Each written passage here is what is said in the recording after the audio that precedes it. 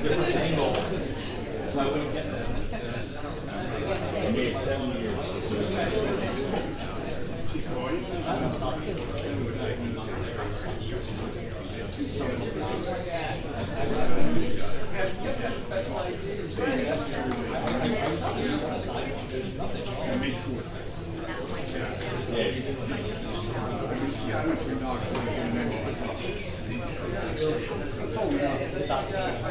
I'm waiting for that one.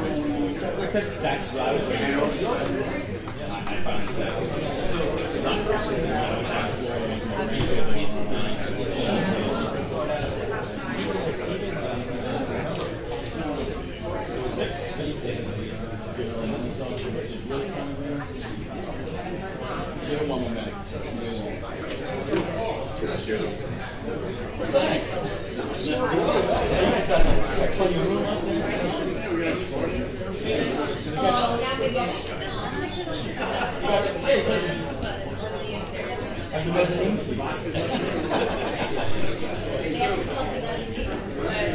See what you're missing out?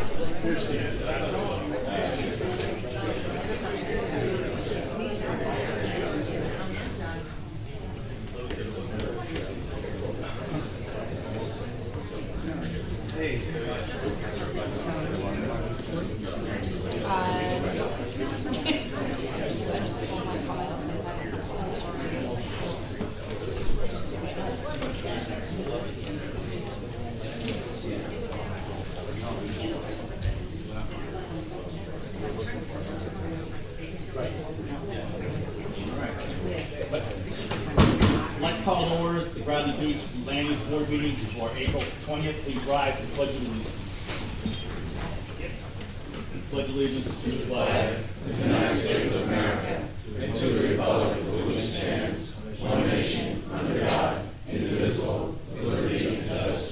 Thank you.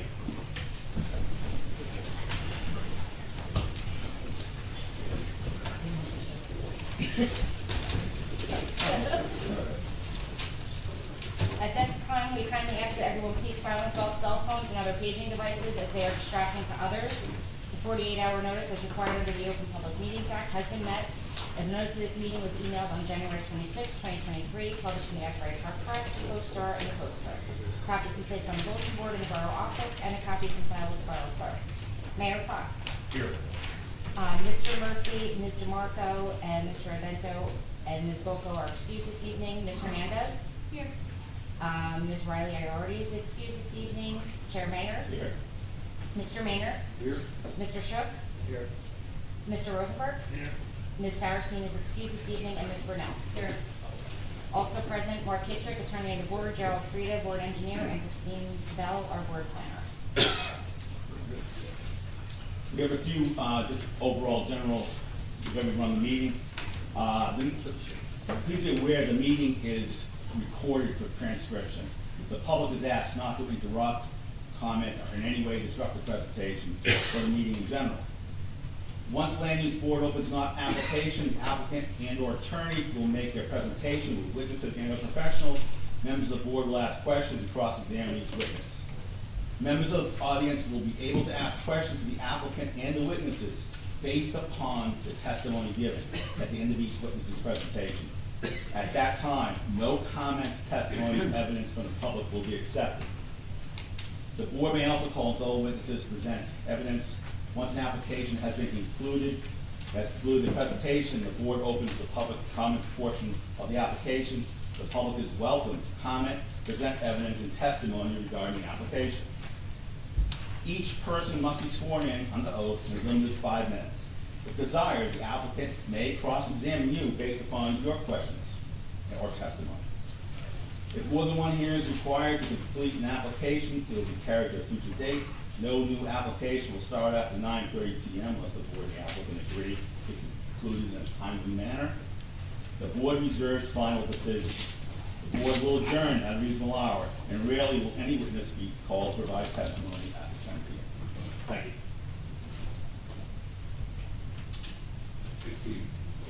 We didn't have any suggestions questions for planning discussion items for this meeting. There was no correspondence. The next item is the approval and adoption of our meeting minutes from the regular meeting of March 16th. Make a motion for approval. Second. Ms. Hernandez? Yes. Mr. Maynard? Yes. Mr. Shook? Yes. Ms. Brunel? Yes. Mr. Rosenberg? Yes. And Chair Mayor? Yes. Thank you. We have one resolution for memorialization, Resolution 2023-08, approval of bulk variances for proposed front porches. Tamblin and Vito Abruzzi, Block 28, Lot 30, 316 and a half McCabe Avenue. Make a motion for approval. Second. Mr. Maynard? Yes. Ms. Hernandez? Yes. Mr. Shook? Yes. Ms. Brunel? Yes. And Chair Mayor? Yes. Thank you. We didn't have to change the order of this, we're just gonna follow. Okay. The first application under consideration this evening, LUB 23/02, bulk variances for proposed living space above an existing detached garage structure. Anne Marie Puder, Block 36, Lot 7, 309 and a half McCabe Avenue. The applicant seeking a variance to allow the construction of a second story over the existing one-story garage, which will have the same setbacks as the existing garage, for the purpose of adding a bedroom and a bathroom with no kitchen facilities. The unit will not be a rental unit and only used as an additional bedroom for the principal residence. Applicants represented by Thomas J. Hirsch, Esquire. Mr. Chairman, Yes. I have to recuse myself, as has been noticed on that. Very good, thanks. You gonna stay seated in the audience? You gonna stay in the In audience? the audience? Yeah. Okay.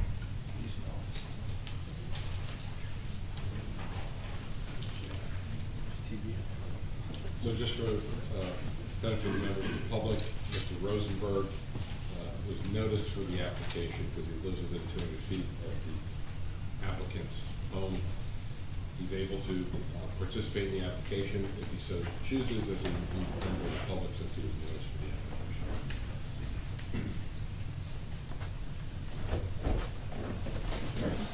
Thank you.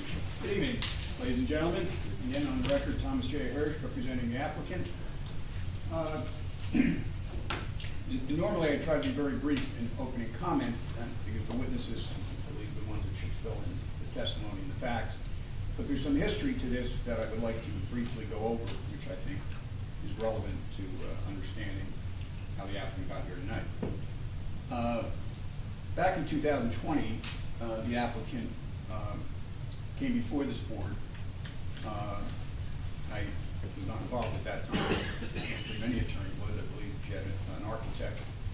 And presented an application for a garage apartment. In other words, it was the same concept of building a second story on the existing garage, detached garage, for a garage apartment. I had the minutes of the meeting. The board members and Ms. Frieda had, rightly so, certain concerns about that particular use. And there was a major issue about parking because the driveway was so narrow, the existing driveway at the house. Towards the end of the meeting, there was a couple of comments by board members, which I'm just going to summarize, because what we're here tonight is sort of in response to what they were saying back then.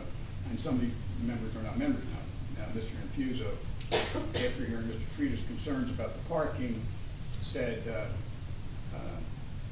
what sort of situation would we have if a neighbor put up a fence? Because what they were doing, it was an area that they could open a door, but it would be on the neighbor's property, essentially. So he said this should be rethought and based on Mr. Frieda's comments in his letter. So the idea was, this ended up getting carried. Why don't you rethink that? Ms. Phillips asked, well, can you come up with another concept? What about a mother-daughter type thing? You have to be creative. You need different ideas. We want you to be happy and improve your property, just creatively. Anyway, as fate would have it, ultimately, Ms. Cooter contacted my office about representing her, and I reviewed the prior application and looked at the plans and the property, and essentially suggested that a garage apartment, by the way, that got carried, and she just never came back. ultimately. So this is. There was no decision on that. Therefore, this is a new application. New application. I suggested to think creatively, as they said, that the garage apartment would be too much perhaps for this lot, and to use the concept, which I use in other towns, where the garage would add a single bedroom accessory to the principal structure. There'd be no kitchen facilities. By the way, garage apartments are permitted, but there's various requirements for them, obviously. And there was a lot of variances related to the garage apartment. And the biggest issue to me was the parking, having the people in the garage apartment be able to get out and get a single driveway. So I didn't think it was going to work. So as you'll see tonight, you have in plans, an architect will testify, and a planner will testify. Because garage apartments are permitted, the property is almost surrounded by property garage. Many of them in the neighborhood, rightly so, they're permitted. So the big issue was the driveway. So I suggested the applicant on the scooter contact their neighbors on the side where the car would have to exit from, the driver would have to exit from, about obtaining an easement that would be a recordable document, so it would run with the land, not just a temporary agreement, so on and so forth. And the neighbors were kind enough to agree to that arrangement. And I provided a copy of the proposed easement document description that would be used for a 2.5-foot easement along the side of the existing driveway on the neighbor's property, about the length of the house. So, and Mr. Frieda acknowledges in his report, the driveway goes from like 7 feet to 9.5 feet, which is conforming for parking space. So that was critical, we thought, to overcome what I thought was one of the, at least, main principal issues. So that information had been provided. I believe the neighbors might even be here tonight, but the documents have been provided. The consent, we got a letter showing they consented to the easement, so the board would know this wasn't just some idea or concept. We're ready to record the easement, assuming it gets the approval. So I wanted the board to be aware of how this started, how we got here, and why the concept of just a single bedroom with a bathroom, no cooking facilities, and with an understanding and agreement would be a condition that it would never be rented. This property, as you'll hear from the owner, has never been rented. It's not a rental property. They never intended to rent it. Ms. Cooter will go through the manner in which they utilize the property currently, and why the request for an additional bedroom is being made.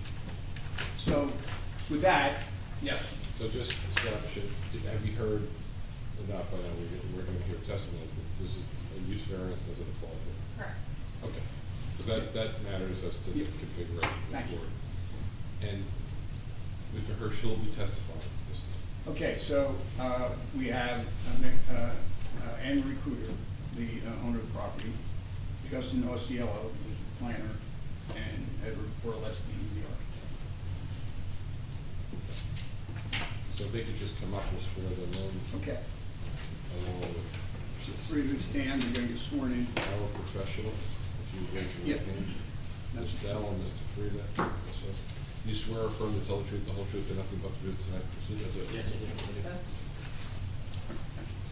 And you can have a seat. All right, with that, I'm going to call our first witness, the owner, Anne Cooter. I'm going to swear you. You're Scott's. Oh, you just. Just doing it after. Mark's way ahead.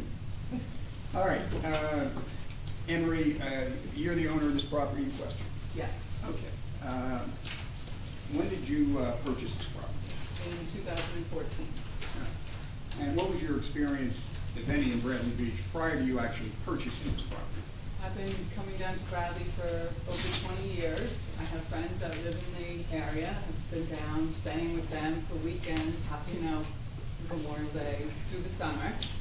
And I also have friends outside of Wall and, other areas. But this area was the place I wanted to end up in. And that leads you to a decision to then buy your own place. So you wouldn't be staying with friends anymore, you would have your own place to stay. Correct. As well as retiring eventually down here. All right, so you plan this to be a permanent residence at some point upon your retirement? Yes. All right, so having said that, how has the property been utilized by you or you and your extended family since you voted? Right, so, I come down here year-round, it's not just a summer rental, I'm here for New Year's, I've been down in December, you know, been in Riley Park with the, you know, the decorations, but come down with my family, I have nieces and nephews, and they have children, and we, enjoy the beach, we enjoy the town, we enjoy the restaurants. All right, so when you talk about your family, so you're clear, you don't have your own children, right? No. This is, you have, I have explain to the family Okay, I have situation, two how many sisters, sisters, right, I have two nephews, sisters, nieces? I have 4 nieces and nephews. At the time when I bought the house, nobody was married, so now they're all married and they have some family. So in order for us all to stay down there, it's a little of a tight squeeze in, you know, in the sleeping. Okay, and I, in my opening comment, made a representation to the board that you've never rented the property, is that accurate? Never, and I don't plan to, And you had no plans to ever rent it? absolutely not. And you understand that the way we're presenting the application, if the board would approve it, to allow a bedroom with a bathroom to be placed on the second floor garage, that there will be no cooking facilities, and that unit itself could never be rented. Nope, I do not plan on that at all, no cooking, no. Right. And Mr. Frieder report acknowledges when he puts forth the definition of an apartment, it doesn't have cooking facilities, so it doesn't fall within the definition of an apartment. That was really our intent, to show we're not really asking for the typical garage apartment. You're gonna have strangers, so to speak, in addition to the family in the main house. This is all just gonna be family, somebody staying in a bedroom, being able to come back to the main house. So, as a result of that, you retained an architect, okay, and that's Mr. Gorleski at this time. Correct, It was a different architect than you originally had when you did the first case. correct. Okay. And you explained to him the concept of just creating a bedroom and a bathroom. Right, exactly. And since you own the house, have you made improvements to the property? Yes, we redid the landscaping, I put a new front porch on, I've done some pavers, I've done internal, when I moved in, I painted, I changed the kitchen, I've redone some bathrooms. I think that's about it. Okay. So you're, it's fair to say you're invested in this property, not just money-wise, but Absolutely, in... and as I talked earlier, you know, everything that's been done, has been done with family members there, everybody's been involved, and we've put our heart and soul in this house, and I really would like to stay in this property, you know, for the future.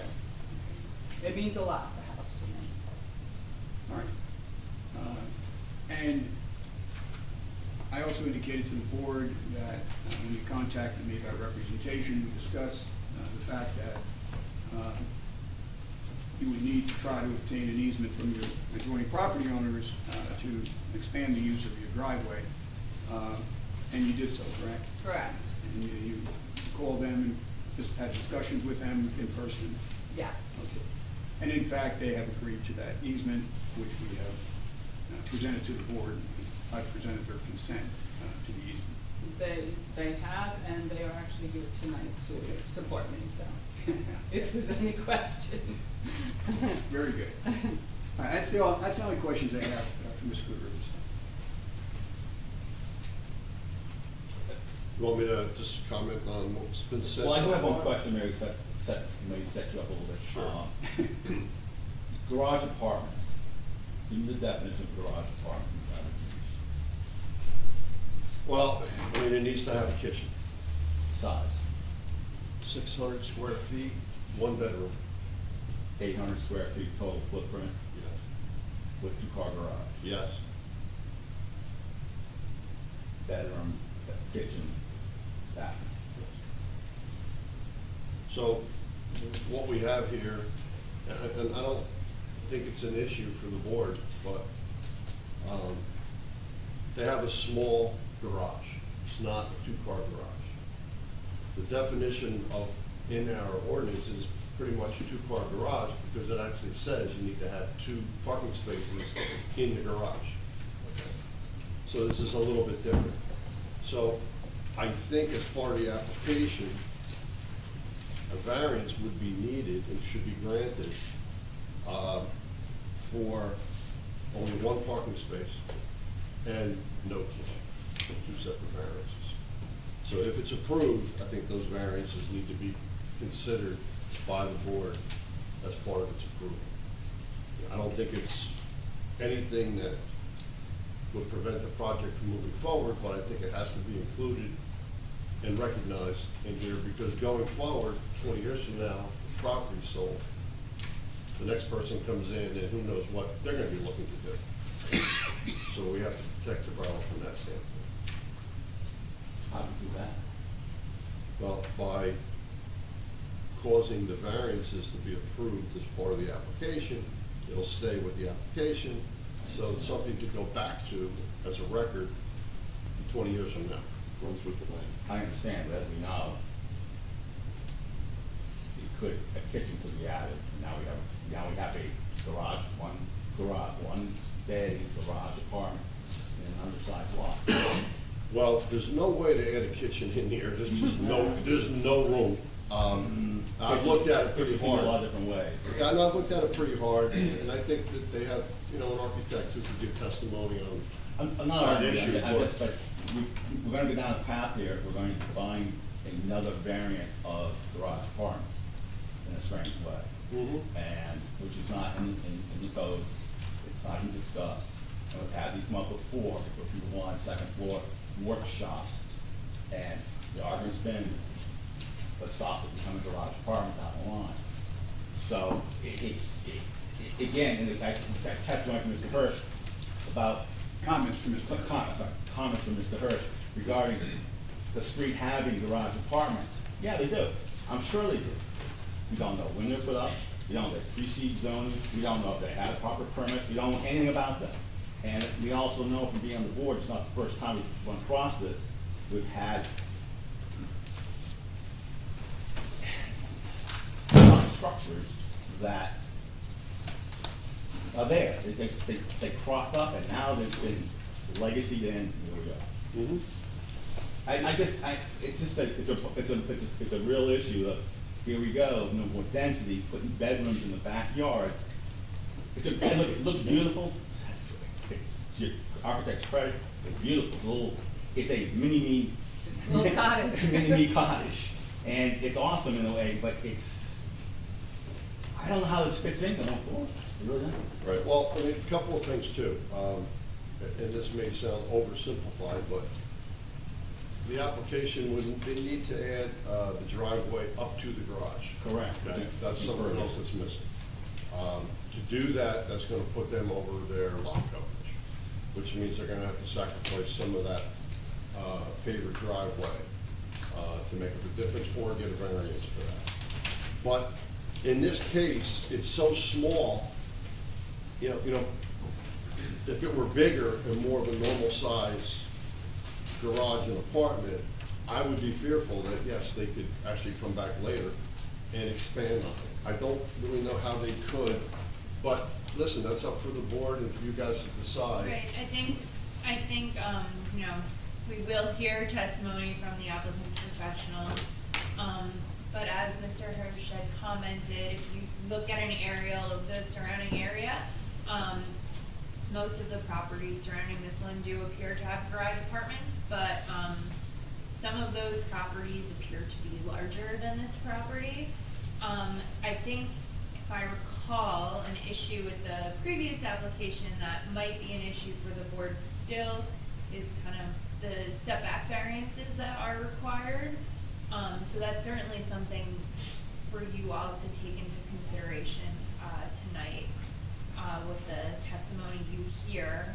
But it is, what they are proposing is certainly smaller than a garage apartment and what is permitted as part of a garage apartment. So as a professional, define it. I do not, we do not have, this is like, it's an accessory dwelling bedroom. It's I not don't an know. it's not an accessory structure, it's not a Right, garage apartment. well, no, it is an No, no. accessory It's structure. Right, accessory but it's structure. oversized, so it's accessory structure. Right, So when they'd have to come for a variance, just get an accessory structure. right.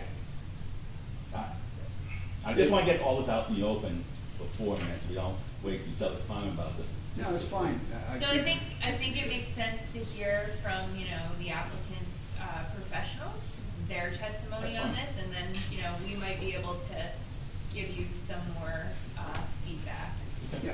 on what So, this is. what I'd just like to make a comment on in response, that's why I made the opening statement that I did, to show you how we got to this. It's really important, and the words you use and what they mean, okay? It's not an apartment in your definition because it doesn't have cooking facilities. Yeah, that's important. The idea that someone will not get a construction permit, will simply go up there and add a kitchen to a place that really can't handle a kitchen, putting that fact aside. You know, you can say that about every case you get. Well, how about somebody comes in and just adds something No. without any permit whatsoever? It's No. not a likely Don't, event. let's not go to extremes. Let's look at That's this. and that's this. what you're suggesting. I can stack a washer, I can have a stove in an oven. and a- Illegally. Yeah, welcome to Brown But you can't penalize an I'm not. applicant for something you think someone may illegally do in the future to a Let's property. go beyond that point. All right. It's a call apartment, it's a sleeping lot with a bathroom. It's accessory structure with a seat, with, gonna be used as a sleeping lot. That's basically what it's gonna be, and it's gonna have a bathroom in it. It's an accessory bedroom. If it could be connected to the house, it would be an accessory, that's all it is, an accessory bedroom. Well, that brings up the other question, was it explored to expand the house instead of doing this? Well, we will testify to that there's no room to expand the house without multiple variances. That's why they have the garage, because we're not changing building coverage, and we're not changing impervious coverage. Neither one are being increased. You will be. You can't, no. Yeah. Excuse me, you will be. Yeah, you will, because you have to run the driveway up. to Well, the all right, garage. that's a separate question. Yeah. I'm talking about the garage. Okay. And as to that, the idea wasn't to run it up to the garage. You know, it's- Oh, I understand. We'll do whatever the board says. Right. But the idea was we would have the 3 parking spaces in the expanded driveway now, which if we have 5 bedrooms, we need 3 spaces. So we would have that in the driveway. There is no access, you're absolutely right. God knows if there ever was, certainly not in my client's ownership of the property. It's been this small, tiny garage, term used loosely, garage, it's so small, but there was no access to it. It was a shared garage Okay? driveway. There's no access into it. So, it's really, it was a non-conforming, whatever, accessory structure for decades and decades and decades. That's what it is. Yep. So, by putting a second story, very limited, because that's so limited, the same setbacks, granted with variances, because we're exacerbating it, because there's more building now, we understand the law on it. But same coverage, same building coverage, same impervious coverage, relative to the garage apartment, the garage bedroom. Jerry's comment about extending the driveway, that's an issue we can discuss, with the board. He's suggesting that, so it goes back to create one space in the garage. That's right. Yeah, and we're saying we don't really need that space. It's kind of non-functional, and putting that driveway back there really detracts from the small backyard they already have. So if we have the on-site parking required by ordinance, we're not seeking a parking variance. And it's not a garage apartment with all those requirements about 2 cars, various sizes, setbacks, because it's not a garage apartment. Okay, so that's the concept. And, I just wanted to get that across. And our professionals will provide whatever information, and we'll answer naturally all your questions that we can. Shake it. So having said that, I don't know if there are any more questions for, I know that wasn't a question to her, anyway, comment to Jerry. No, but I just wanna get it out in the open, right? Yeah, we understood they would be the issues when we came in, that's why we crafted the application the way we did. Yeah, I know, we just want to answer that. No, you always do, I appreciate it. No other questions? I'd open to the public, Okay. but, open to the public to ask a question of the applicant, only questions regarding the application. Mr. Cohen? Sure, Thomas J. Cohen, 612 Third Avenue. Mr. Chairman, I do have some bookkeeping issues with Mr. Kittrick, if I could, before I start my question. Well, what, is that pertinent to the question here? It's pertinent to the whole proceedings. I don't know. The question. Question I'm going to question her, but I have, okay. We're good for questions. Questions? Ms. Cohen? Okay, questions? Ms. Goody, when you purchased the property, was the rear addition already built? Yes. So you were at 70? Oh, addition or the garage? you No, mean? the rear of the house looks like it was extended, and there. No, it wasn't. It was, the house was the way I bought it. The way it is, so was that Yes. 70% lot coverage when you purchased it? Correct. Okay, great. And it's currently 4 bedrooms, I understand, from your Correct. testimony? Mm-hmm. Okay, great. And were you aware when you purchased it that it was an undersized lot based on Valley Beach zoning? No. Okay, thank you. Any other questions from the audience, the applicant? Seeing none. You? Okay. The next witness will be our architect, Mr. Gillespie.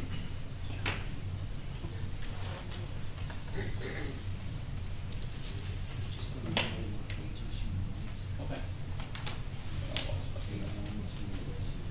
Okay. Okay, Mr. Gillespie, you've been sworn in, and you're the architect who prepared the plans, that's before the board? Yes, sir. Okay. Now, I believe he's been qualified before. Do you want me to qualify Mr. Gillespie? I don't recall. I don't, no. Okay, we'll qualify. Just in a Give us nutshell. your, the benefit of your educational and licensing background. Registered architect in the state of New Jersey, member of the AIA and NCARB, been practicing since about 2009. I've been here before the board. a few times. Before? Yes, sir. Okay. All right, Mr. Gillespie, you've been, I assume, to the site in preparation, preparing the architectural plans you put before the board? Yes, sir. Okay. So you're familiar not only with this property, but the surrounding neighborhood? Yes, sir. Okay.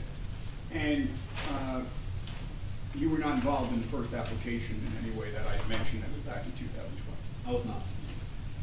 And the direction you were given by Ms. Cooter, and of course you and I spoke at the outset, was to come up with a plan that would create access to a new second floor for 1 bedroom and a bathroom, correct? Right, yes. Okay.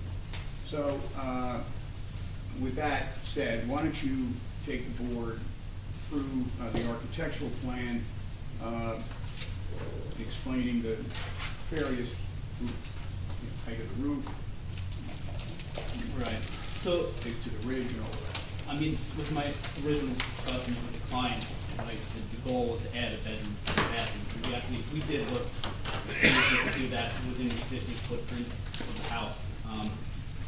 Based on the size of the house and the configuration, what's there now, it wouldn't have been possible to get another bedroom on that middle floor. And then so I even looked at the idea of maybe adding habitable attic space to get another bedroom up there. But again, based on configuration and trying to get stairs up to that attic, we would have lost a bedroom on the middle floor and just put a net zero change for bedrooms. So that's why we decided to go over the back garage. So the plans that I proposed to you was to demolish the roof on the existing structure and add a new second floor system in the same footprint of first floor walls. And then create new roof lines to make the building a little more in line with the existing physical structure and as well as the rest of the neighborhood. So the garage floor, if you want to scroll down to the next page of the roof. One more, please. So on the top left is the existing first floor, and the bottom left is the proposed. So for the most part, it's not changed. There's an overhead door that's probably going to be replaced, but it stays in the same location. There's an existing man door, which we're going to slide to the left a little bit to accommodate the new stairs that go up to the second floor. And then on that first floor, we also have an air handler and water heater down there. Other than that, pretty much nothing changes on that first floor. And then the second floor is where we decided to put this loft area. And again, it's just a bedroom, a bathroom, and a closet. The bedroom is about 14 by 10, bathroom's 5 by 8, and the closet's 2 by about 6.5 feet. So that gives you about 279 square feet of additional living space, plus about 60 square feet for the stairwell that basically opens it below. On the outside, if you can scroll back up to that previous page, please. Like I said, I tried to make it a little more in line with the existing principal structure in the neighborhood, so I added some steeper gables on the front, with some dormers coming out the side to accommodate the headroom on that second floor. Mr. Frida was asking about the height of the eaves. They're 9 foot 9 inches. And then the overall height of the building, the max allowed was 25, and we're at 22.7 feet.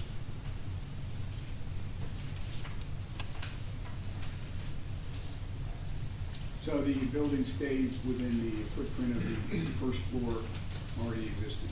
Yes, sir. Okay. And so there's some pre-existing non-conforming issues with those, so to the extent those side and rear yards are currently non-conforming, we're requesting a variance for those. Correct. But we're not exacerbating any of those variances in terms of the closeness to the property line. No, we're not. Okay. And as I've indicated, there's no additional building coverage created by this. Correct. And in terms of lot coverage, other than the potential of extending a driveway, there's no other increase in impervious lot coverage. No change. And there's no height variance required. Yes, sir.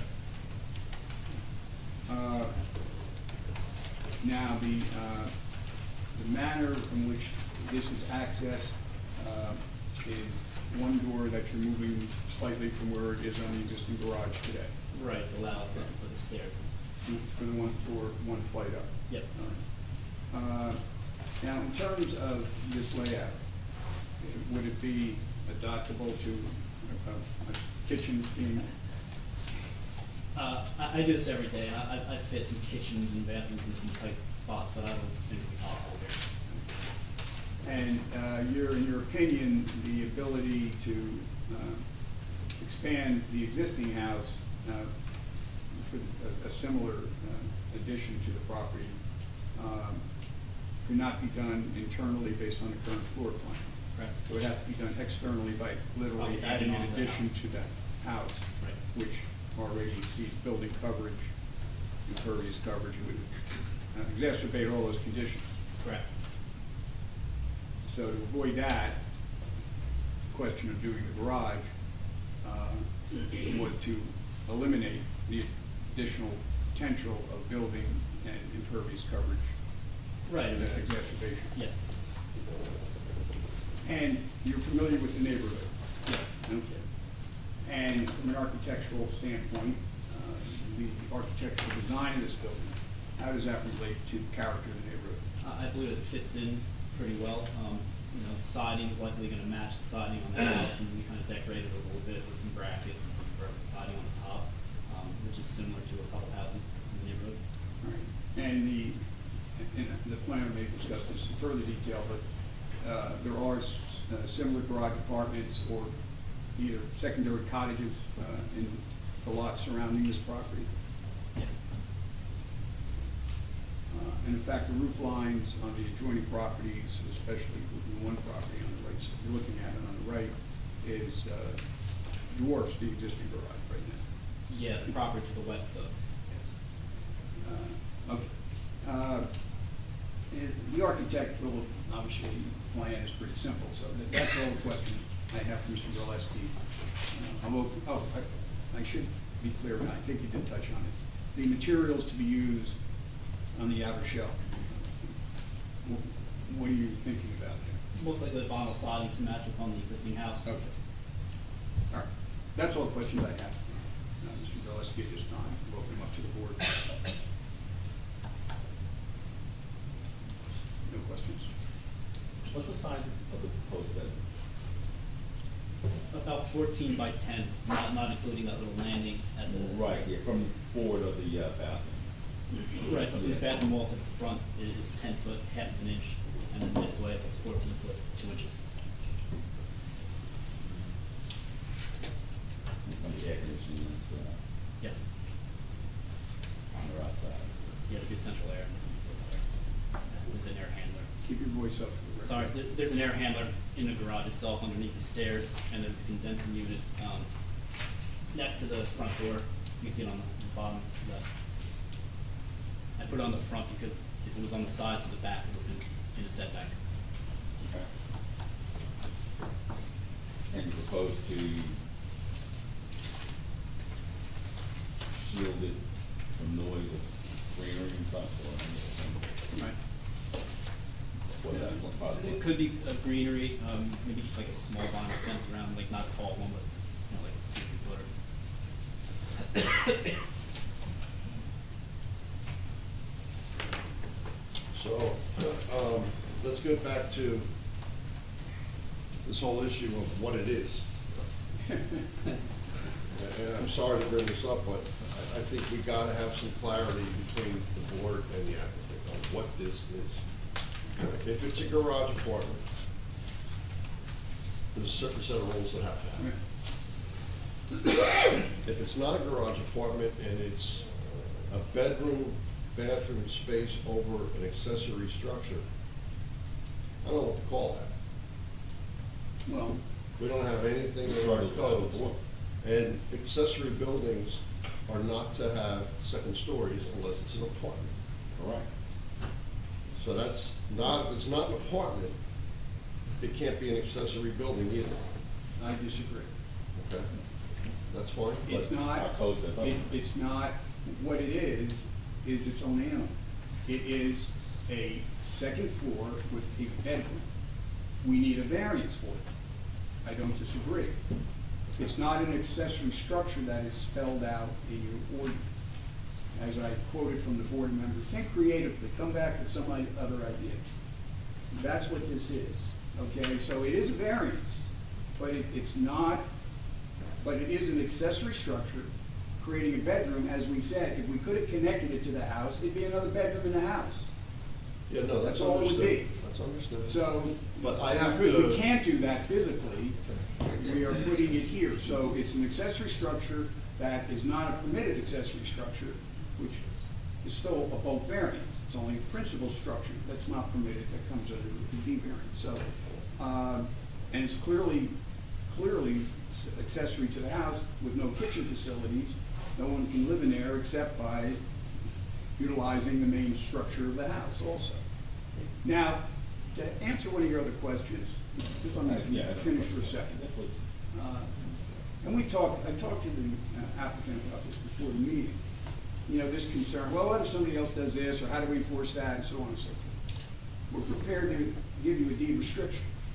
We'll file a deed defining that this is only to be used as a single bedroom, there will not be any kitchen facilities in it, and it will never be rented. So now it's just not a matter of a resolution and someone saying, gee, I didn't know what was in the I resolution. appreciate that offering. It is now the person buying has to see it in the deed again, I appreciate that offering. okay? The title search for the next person or the person. And the next person, and the next person, and the next person. So that's how, you know, adamant the applicant is. I'm not looking for an advantage that I could sell it, and I have a garage apartment or something else, anything that could produce income. It's just not the intent here, and not only on the plans you're seeing, but legally, we could make sure anybody, future owner, is also aware and bound by that. Going back to Mr. Hurd, Mr. Frida's initial question, definition, and our ordinance is very specific, what is what. Now, is it, if it's not defined in our ordinance, is it automatically prescribed? No, it's not permitted. Not permitted? Yeah, it's a variance. It's not permitted, it's a variance. Yes, So we if agree it's a not- variance. But even the whole concept of it, it's more than just the whole concept of this is not in our ordinances, so by definition, it is prohibited. That's why we're asking for a So- variance. so- We're but creating, we have to put a definition. Yeah, so I want to make a we're creating a need suggestion. structure. I want to make a suggestion, if I could.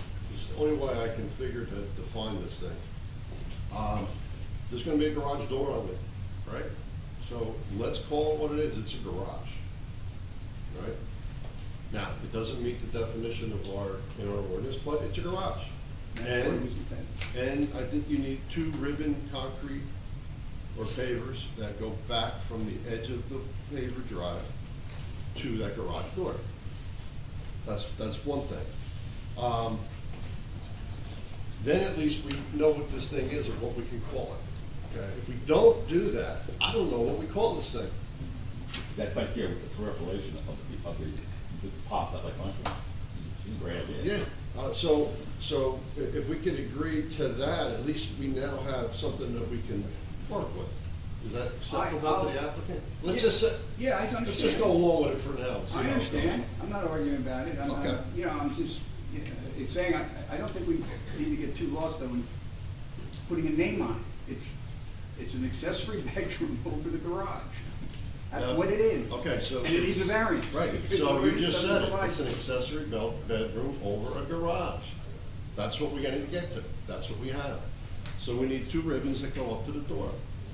That brings about 50 square feet of lot coverage, which puts them further over the impervious coverage, which means they need to either get a variance for that, or take 50 feet off someplace else. So let's talk about that for a second. What would you guys like to do? I mean, 50 foot could be taken where the paver porch is, and then you have that open area with the 2 air conditioning condensers. You could prop 50 feet off of there, and then you don't need a variance. Does parking occur in the paver drive area now, that larger paver drive area? Yes. You read my mind. How is this used then? They, Right. well, I We could have- have Ms. we have Cooter, testimony. I'm sorry, we'll get Ms. Cooter to testify again. Because, I Because mean, they've been parking ever since she's owned it. They pull into that driveway, and they're right by the house, and they, of course, when they open the door, they're What going about- over the property line. what about That's why we got the easement. what about the paver drive area behind the house? No. Is that used for parking? No, that's their only, that's their backyard area. They go up to the end of the house, essentially. So I think she's had maybe 3 cars parked here. But- Now you have the extra 2.5 feet. So they park in the driveway. Exactly. And that's what I was pointing out earlier, that I believe we would meet the on-site parking requirement, so we didn't need the space in the garage. And quite frankly, we'll do whatever it works, but to suggest somebody's actually gonna go back there and park in that is probably extremely unlikely. And that sounds, I Like many understand, garages end up as storage. I understand your line of thinking, but since I've been here, since 2013, I make everybody go back to the garage, and I'm not gonna change now. So my suggestion to the board is to have the 2 concrete runners go back to the garage door. Yes, Maintain the definition. yes. It's up to the applicant whether they want to utilize it. Now, Yeah. that means you can go for a variance for the extra 50 square foot of coverage, or notch 50 feet out someplace else and submit me a map, new plan. Well, I mean, certainly, if that's the direction the board goes in, we will either, we may have to take a look at it to see what Yeah. could be cut out. If not, we obviously are requesting the additional coverage variances. The application says any and all the variances may be required And that's during the fine, course of the yeah. hearing because of some new concept. What Comes up that percentage? we didn't have. What percentage will it be over? I didn't calculate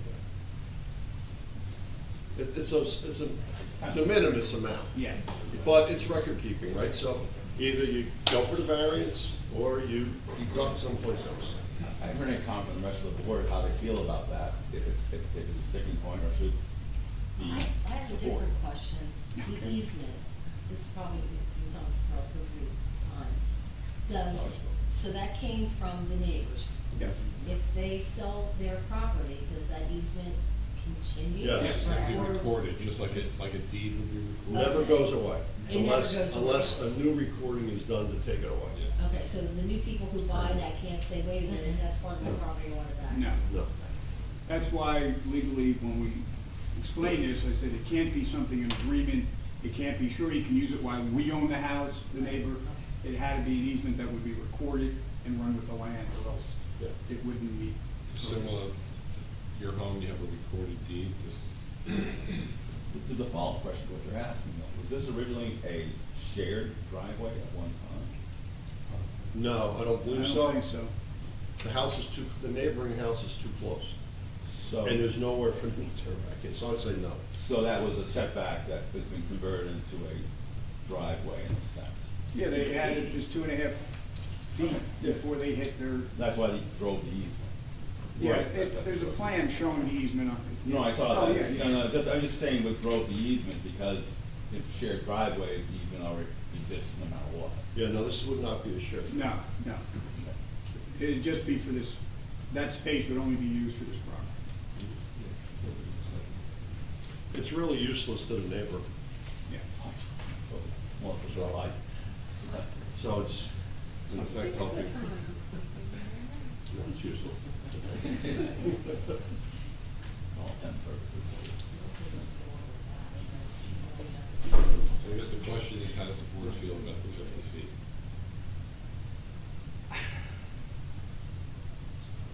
The 50 feet, you said? About giving it up, about reconfiguring the backyard, basically trading off. Removing some papers. Removing some to add some. The 50 square foot of coverage. This whole thing doesn't sit right with me, but it is what it's, the way it's presented, but I don't know how the rest of the board feels. But 50 feet, I'd like to see 50 feet no matter what. Yeah, and I just have a comment. If you don't use the paver drive in the back to park, then would it be possible to remove the whole patio to increase and conform completely?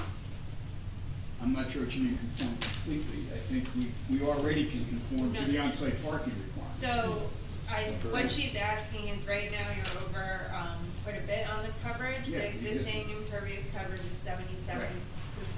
What's permitted is 60%. What Ms. Hernandez is asking, if you don't park in the, area to the rear of the home that says paver drive. They don't park there. If that could be removed to reduce the impervious coverage of the Well, site. that is their only backyard.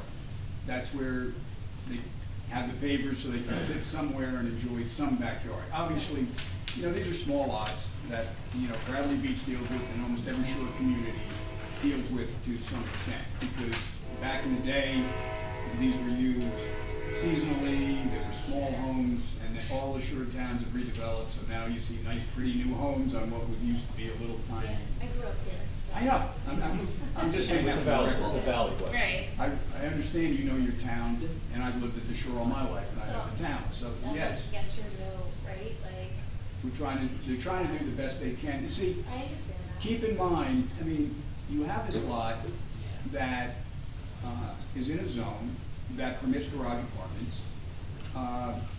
It is a small lot, which is, of course, in and of itself, a hardship. It's not hard. It sure is. By it By is. definition in the land use law. But it is a legal lot. It's a buildable legal. It's a legal lot, obviously.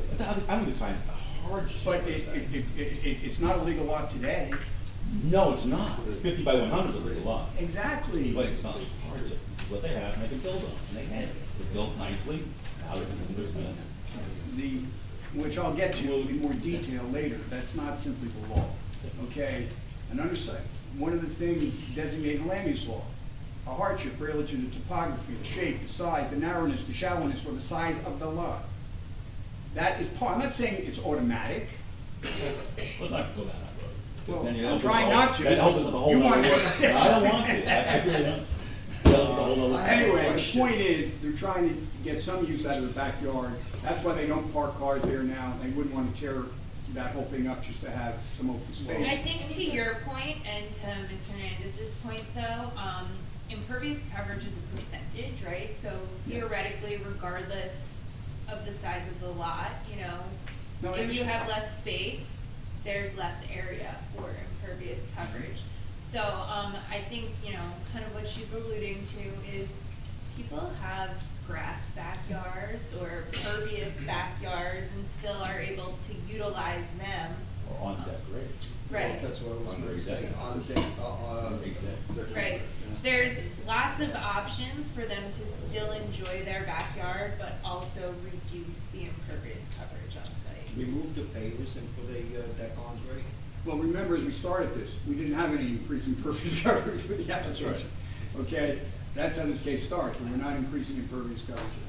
Now we got into this issue about a garage that's not used as a garage, it's never been probably used as a garage in 50 years, but making access to it, creating more coverage. So it wasn't part of the plan, because. Take some, give some. I know, I'm That's a just lot. saying how we got here, that's why, you know, That's we're why- hoping we weren't gonna increase impervious. That's why I mentioned the So- deck on grade.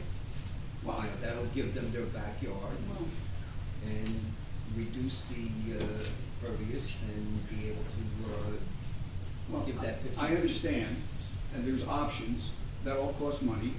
It all costs money, tearing up pavers that were placed there. Now we've been doing this and that, and there's various things, obviously, board members can say they want to see done. You're trying to be realistic to an applicant on this property, what they're doing with it, what they're spending. And they obtain the easement, they abandon the garage apartment, they're only get deed restrictions.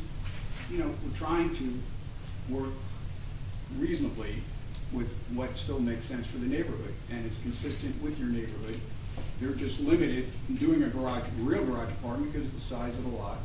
And in turn, well, I'm going to jump into the planner's testimony about the setbacks. We'll get to that. Yeah, Any more questions? We'll work with you any way we can, obviously. Any more questions for the architect? Open this portion of the application up to the public for questions to Mr. Borleski. Ms. Cohen? Thomas J. Cohan, 612 Third Avenue. Mr. Gorleski, could you go back to the slide that showed the internal components of the garage, first and second floor?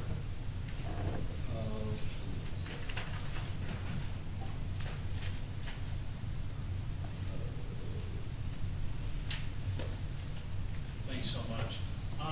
There's a call out here as to 8-inch block foundation over 20 by 10, 3,500 PSI concrete footing with 4 bars.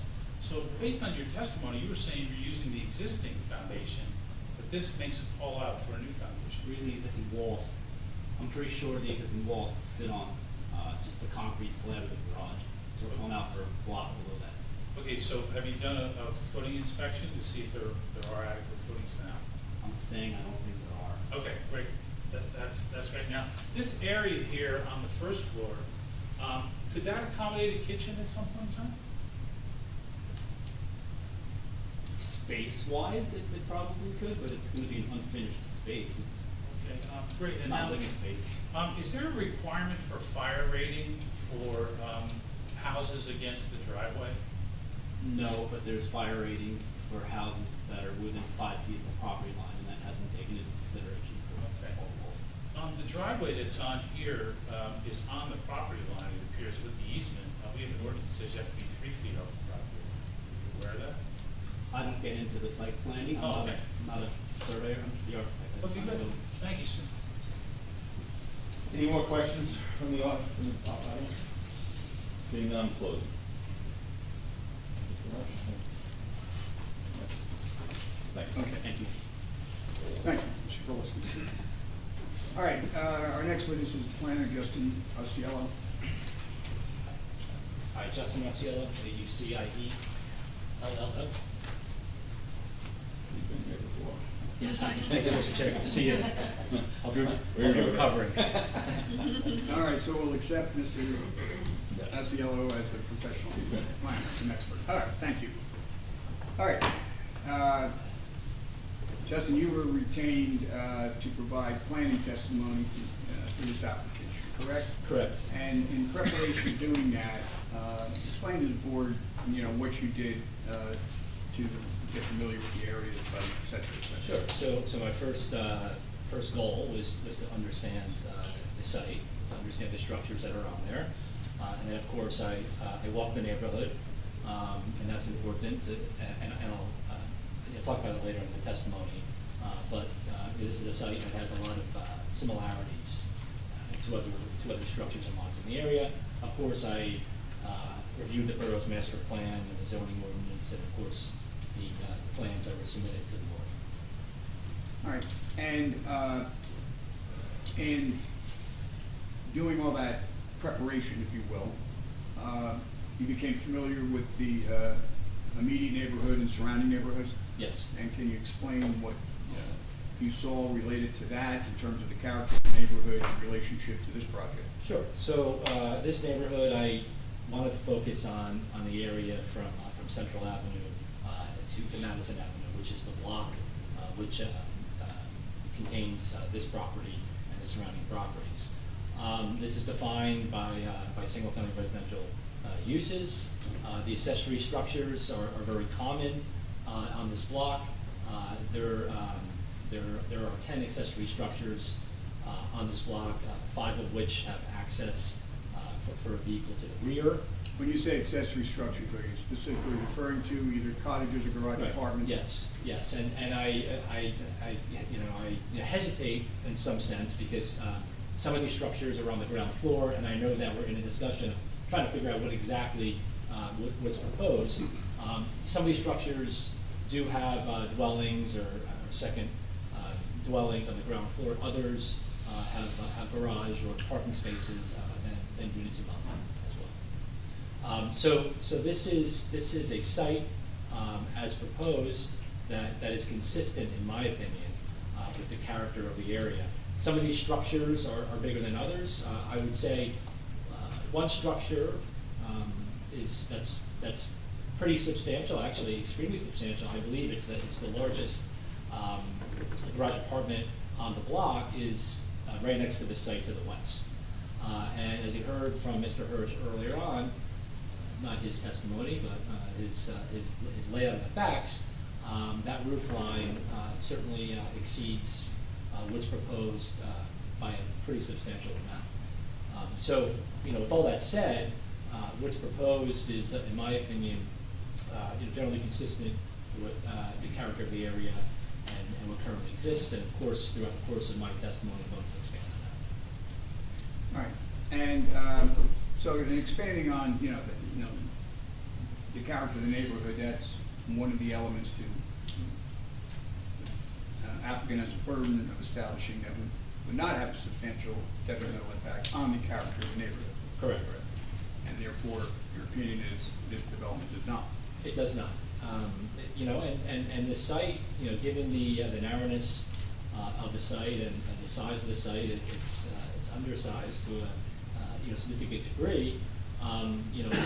Even if hypothetically there was something else proposed, the site wouldn't be able to carry. I think what is proposed, the second story above the existing accessory structure on the site, I believe it is in scale and in line with the character of this particular site.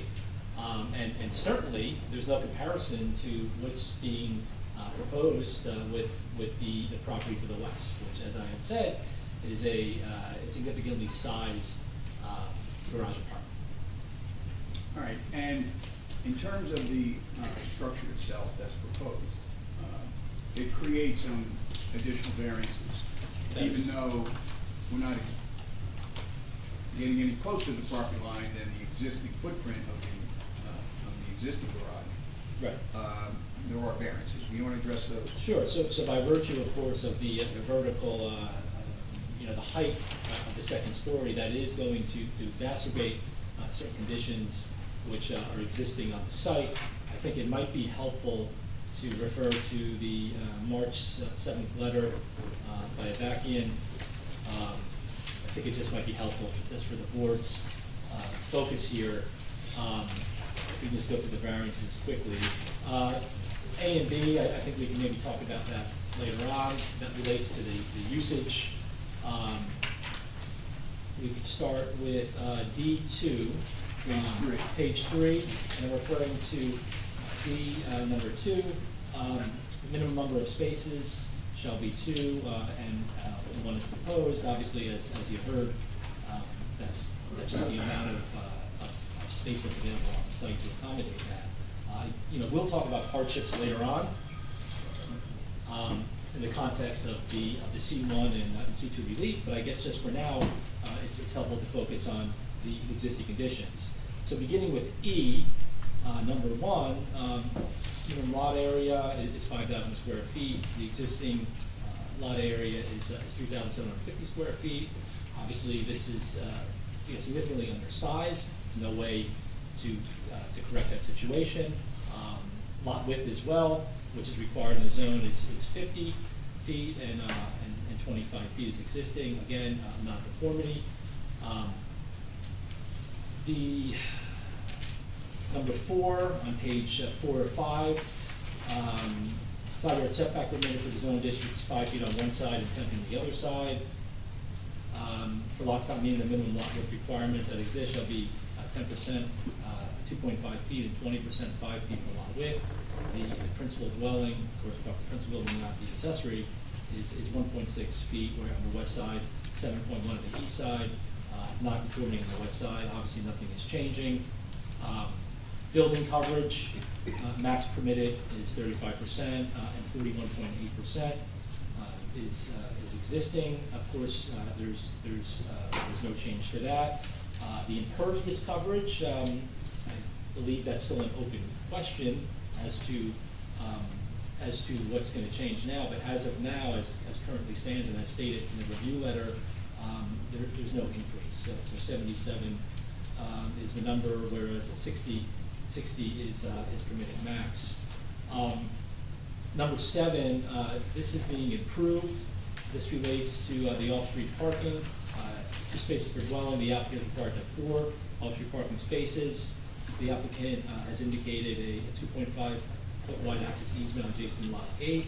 So this makes the driveway 9.6 feet, which complies with the parking space width, whereas currently situated does not comply. And here we get into, I probably should have started here earlier, but the number 8 and 9, the minimum side yard, the structure, the accessory structure is 5 feet. The existing side yard setback for the garage is 2.3 feet on the east side and 4 feet on the west side. There existing nonconformities, obviously, and by virtue of going up vertically, this is going to have the same side yard setback, but of course, because it's going, because you're adding more height to the building, that's going to technically worsen the condition, even though, of course, there is no expansion outward. Number 9 relates to the minimum rear yard of the accessory structure, which is required is 5 feet.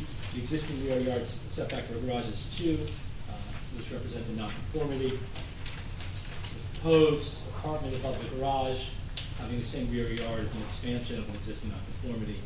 Again, it's vertical, by virtue of it going vertical, it's going to expand it, but again, just for the record, there's no expansion to the width.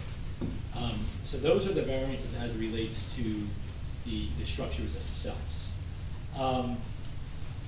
As to, I think these variances can be granted under the C1 and the C2 criteria of the land use law. I think number 1 under C1, variances are permitted to be granted. I'm sorry, Mr. Chair, I'm trying to move my leg. No, don't move your leg. I don't want to kick your leg. I don't want to get on your bad side. So That's the way to win over members. So the municipal land use law under the C1 criteria finds hardship if there's a hardship due to the size, the topography, or structures that exist on the site lawfully. And I would say that there is a practical undue hardship here, given that there are 2 structures on the site that exist lawfully. This site is undersized to a significant degree, and it's narrow as well. I think all of those relate to the C1 criteria due to the size and the shape and the layout of the site, i.e. the structures are lawfully on the site. I think, in my professional opinion, that's a clear hardship. The applicant under the C2 criteria, or known as the flexible C, also known as public benefit, is seeking to improve this property. Someone who has been living here for nearly 10 years, someone who is part of the fabric of the community, someone who comes here often, who brings her family here, family enjoyment. Also, as someone who is interested and plans to retire in the community. I would say beyond just the personal issues here, this site is being improved. The parking is being improved by virtue of the easement. The park situation is being improved by virtue of the easement. The aesthetics are being improved, as you saw from the architect's plans.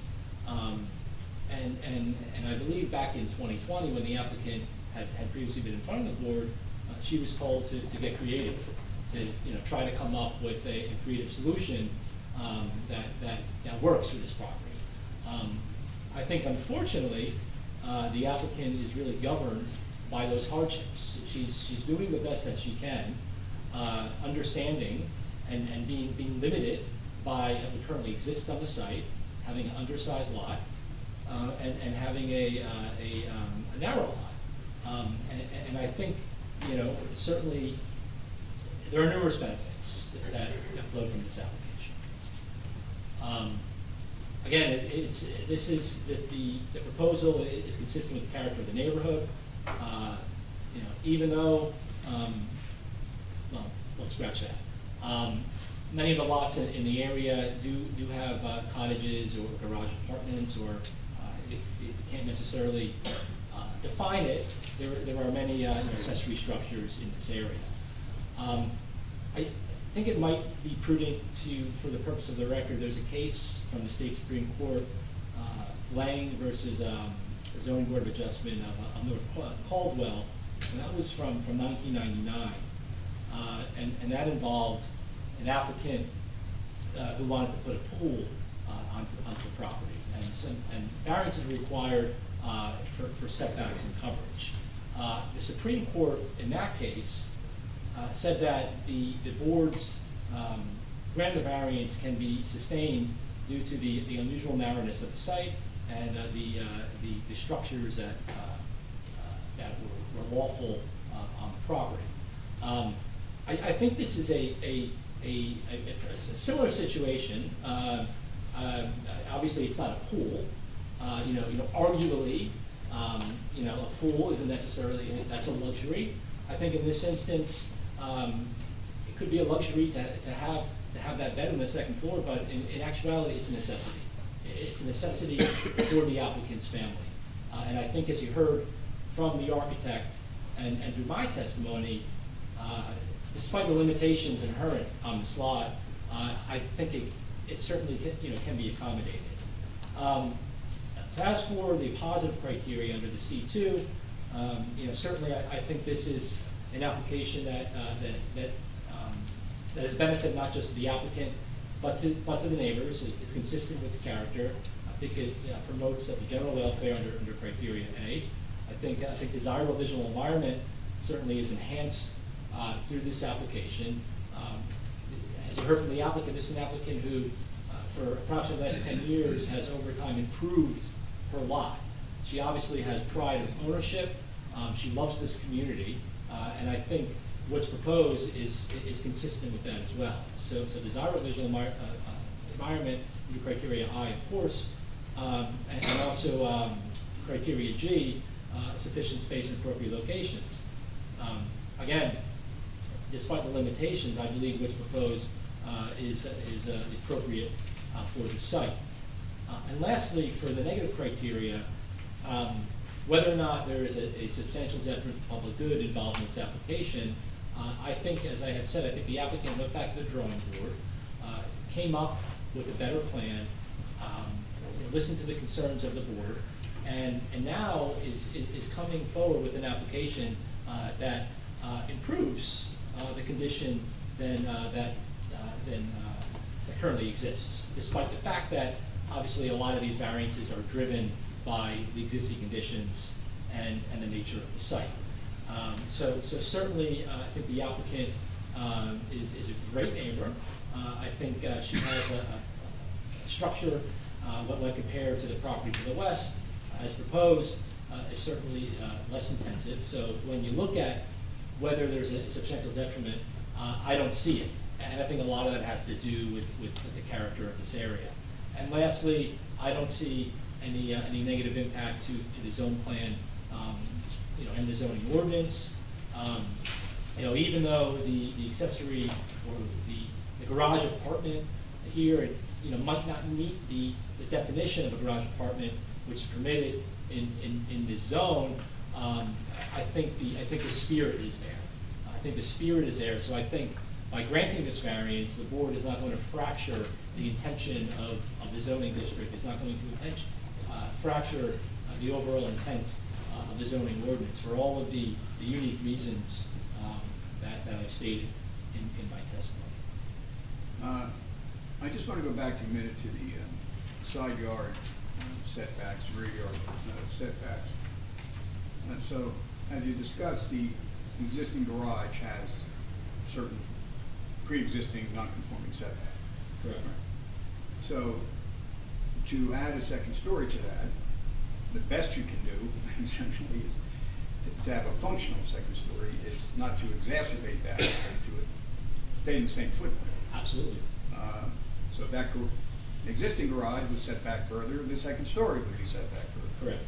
So that's the, in dealing with the section of the municipal land use law that deals with practical difficulties related to structures, quote unquote, lawfully existing thereon on the lot, that's essentially the issue that rises there. Absolutely. And the proposed use, as you said, in a grander scale, a garage apartment is a permitted use. Correct. Someone who owns a lot in this district, in this zone, is allowed to do that. And as part of zoning, would you agree that a property owner should be able to utilize their property in a reasonable sense that is generally permitted by the zoning ordinance? Yes, that would be Okay, in terms of the uses of the lot. Correct. And if this, in terms of those setbacks, in relationship to what surrounds this property, which you're familiar with. Yes. You saw the garage apartments on either side, or the cottage on one side, or a large garage apartment on the other side, and one in the lot behind it. So with that harmony of the character of the neighborhood, do you see any substantial detrimental impact to the neighboring properties if this application were to be granted to create the additional bedroom? I do not. It would be consistent. All right, that's all the questions I have. We plan on opening up the board. Any questions? I think I'm looking through this and reading, and it says proposed garage apartment, and then down here it says it's not a garage apartment, and then here it says proposed apartment above the garage, so I'm kind of. Strike it all, just call it living space over the garage. Right, okay. I think just for reasons of clarity, and which might have made it more confusing in our letters, well, it's not technically an apartment because it doesn't have a kitchen, but we didn't have a name for it that we thought would be. Well, we also rely on the applicant, and they refer to it as a garage, so that's the way we wrote the letter. No, yeah, we don't have a problem with that. But again, we try to address that not only with the idea of deed restriction, but conditions in the resolution. Again, giving you this very dramatic departure from a garage apartment. People have garage apartments, rent them. And the family may use them, but they can rent them. So this is a big, that's what I keep trying to get across. We seem maybe be overly concerned with a name, other than what is it going to be, and how is it going to be used, and how does it affect surrounding properties, how does it affect your zone plan. And that's what we've been trying to address. I don't care what name you put on it. But to say, and I understand why, if it's a garage, it's an apartment, call it a garage apartment, whatever. But your ordinance does address garage apartments very differently because of the fact that they either going to have a separate ownership, potentially, or renters that aren't related to the people in the house. That's why the parking has to be set up, so they can't be penned in. You can't just have a driveway like the home. And that's what this is. It's the home. It's the house. It's an accessory bedroom. It's just another bedroom, and the only way we can get that bedroom, because the existing structures on the lot, lawfully existing, and the hardships related to the width and size of the lot, is to build a small addition of this existing structure, quote-unquote garage. That's the only way we can do it. And the idea of the bedroom is not inconsistent with the zone plan or zoning ordinance, and in and of itself creates no detrimental impact. So it's just fully utilizing the property in a way that there is no other option. Either that or they don't get another bedroom. Someone can say, well, why do you need another bedroom? Well, like any house in the neighborhood is allowed to have 5 bedrooms. That's not So- close to that. Now, you're allowed, you see, when a property is consistent, is allowed to have something. They can create a hardship, but they also have to show it has no negative impact. So, you're gonna do a summation, you're doing, I believe, a summation now. I know. Yeah, Well, I was trying to I address know. the question. Well, let's, questions for the. Well, kind of a question, and maybe it goes general to you and to Jerry. In a strange way, we don't really care what's next door. We don't know when it got there. We don't know how it got there. And it's oversized. It was brought up in testimony that it's fairly large. So it doesn't really matter, because we're looking at this lot, this house, this garage. And hypothetical, it's kind of like hypothetical, but I'm not going up. If that garage didn't exist, all you could build was a 10-foot by 10-foot accessory structure. That's all you could build. A shed. A shed. That's all you could build. But this is, I give carefully defined, it's lawfully there. Lawfully being by, it's been there and deeded and, coded, big code. But reality is you can only put a 10-foot by 10-foot accessory structure there. And Bradley Beach is, and I'm going to use the garage apartment ordinance, there is a minimum lot size that accommodates those. This is not even close. And I understand your comment about hardship. They always take a hardship too strong as far as like topography, border, whatever. You're saying undersized, and probably 40% of the lots in town can be defined as hardship. Yes.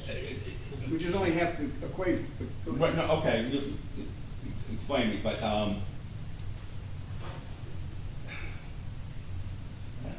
I'm really struggling with this, and I understand your presentation was on point. Ms. Bell, do you agree with what you heard, or do you have any comments to either refute, support? So, I agree with,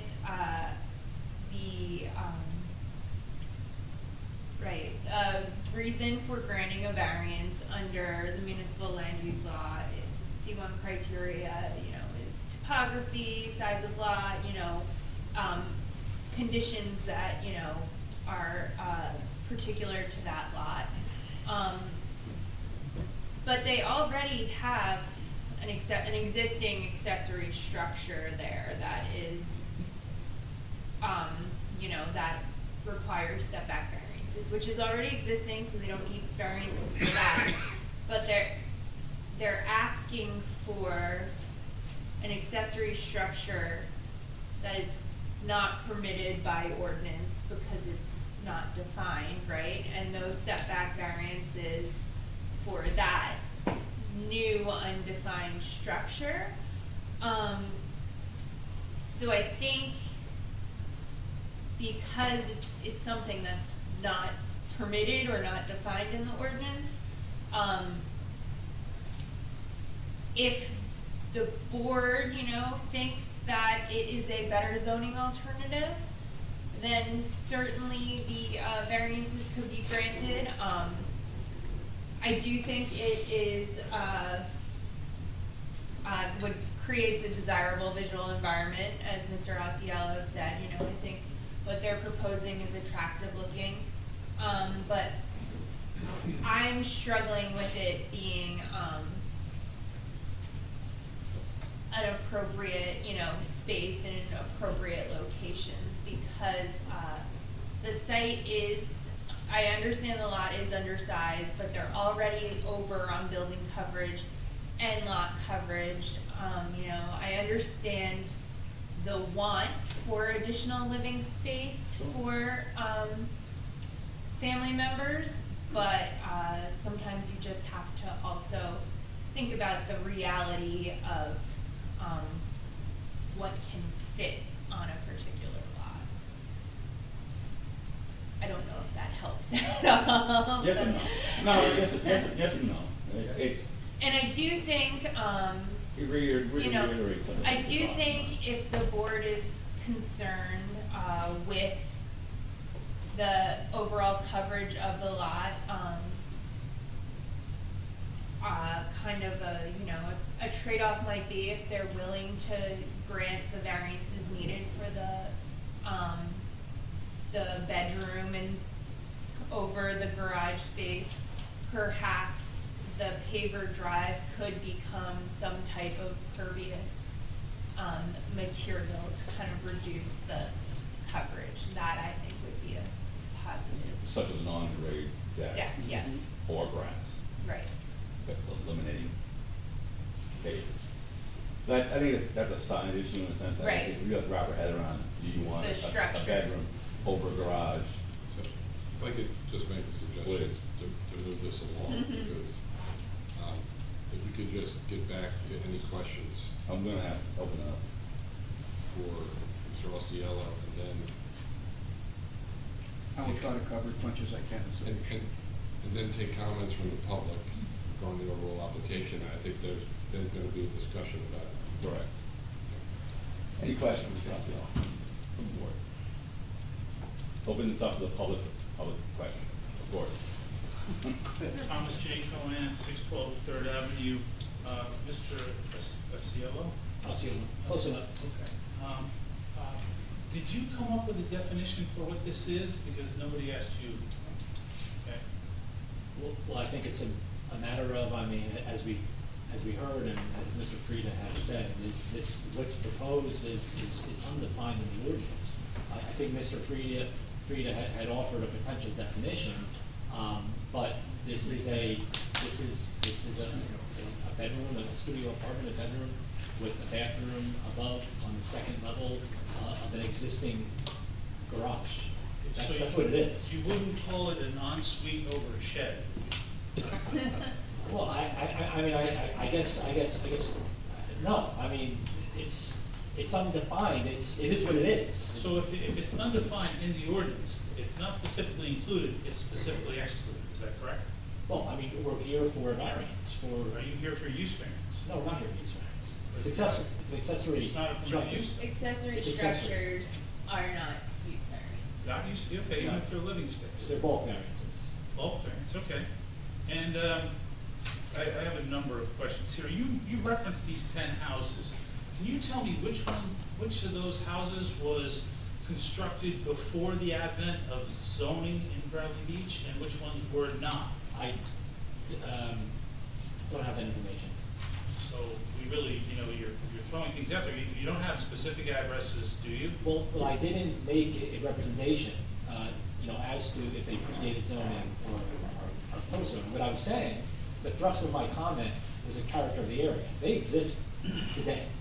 Yes. Regardless of, you know, in my opinion, when I talk about the character of the area, I'm not going back to saying, okay, this one was 1940, this one was 1970. I'm talking about what currently exists and how what's proposed fits within that character of the block. Well, my question for you is how they exist. I mean, were they granted by this I board? don't know if you can Oh, answer. okay. I don't have an answer to that, sir. Stay specific, though. So a positive benefit to the community is what's required, right? And I haven't heard one. What is the No, positive? it's not required. It's not required. Oh, so the only benefit in this case is to the applicant? No, I mean, the thrust again of my testimony was talking about, of course, you know, how this will benefit the applicant, but how it fits within the character of the area. And when you talk about a variance, you need to talk about that character. And it was my testimony that what's proposed is consistent with the overall character of the area. It does not detract from the character, it's consistent. So in that vein, that's a benefit, because, you know, proper planning should be predicated not just on the site itself, but the relationship between the site and what is proposed with the surrounding area. And it was my testimony that it is consistent. And it's also your testimony that the adding the second story to the garage would, and I quote, worsen the side setback condition. Well, it does technically, by virtue of the ordinance, but it doesn't in reality. On a practical level, it doesn't, in my opinion. Okay. Has this applicant been damaged economically anyway by the borough with the zoning on this property? I mean, I I object. think Yeah, that's, that is not Totally part of irrelevant. Well, when you, Economic factors are not. well, when you state, unusual size, shape, and topography, this topography is not unusual, correct? well, I had mentioned, when I had said, was talking about where the land use law defines a hardship. I didn't say that there's an issue with topography on this site. So in your opinion, this undersized lot is not overdeveloped? Is that your opinion? Well, it's not overdeveloped. I think it is clear that it's not. These are structures that are existing on the site. They're lawful, under the land use law. I think my testimony was clear that the character of the site and the size of the site is appropriate to carry the proposed second story over the existing structure that's in the rear of the site.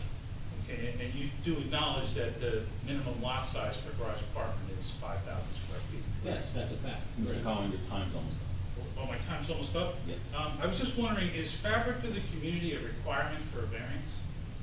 Well, it's, under the law, no, it's not, but through the course of planning testimony that's been put on the record since, I believe, 1975, when municipal land use law was adopted, it is a matter of course that planners talk about fabric in the context of their analysis of the site and its relationship with the surrounding area.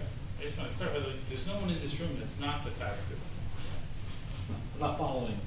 Is there anybody who's not fabric of the community that's here tonight? Mr. Cohen, Okay, it's thank you. not a question, seems kind of, Thank you. thank you. Any other questions from the public? Seeing none, close it.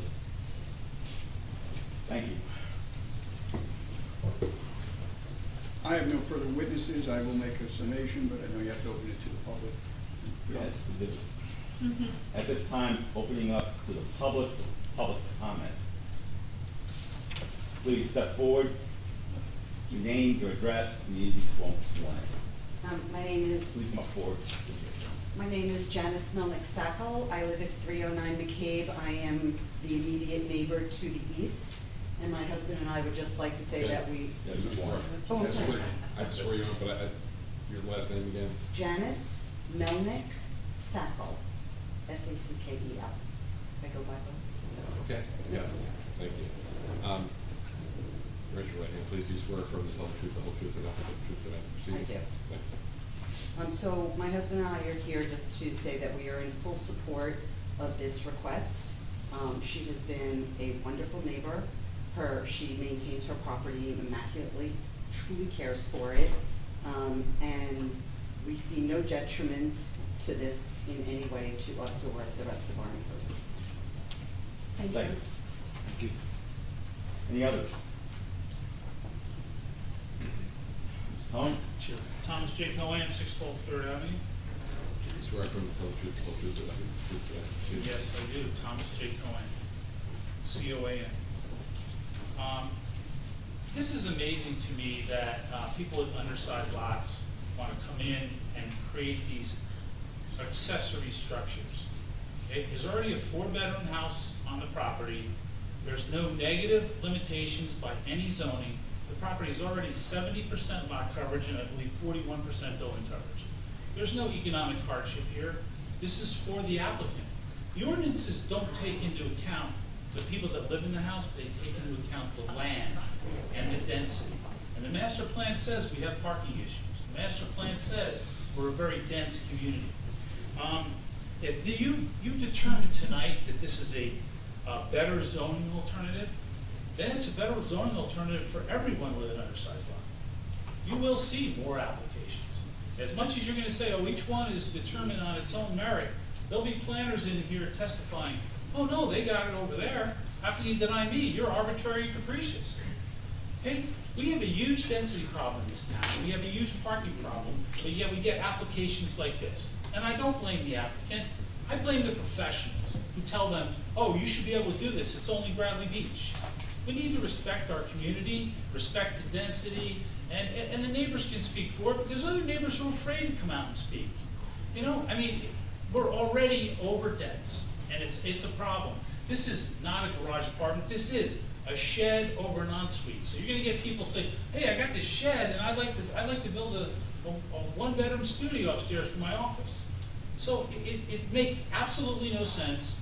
I don't believe they've made the proofs in any way that this is beneficial to the community, and I would request that the board vote no. Thank you. Any other comments from the public? Seeing none, close. Mr. Hirsch, summation?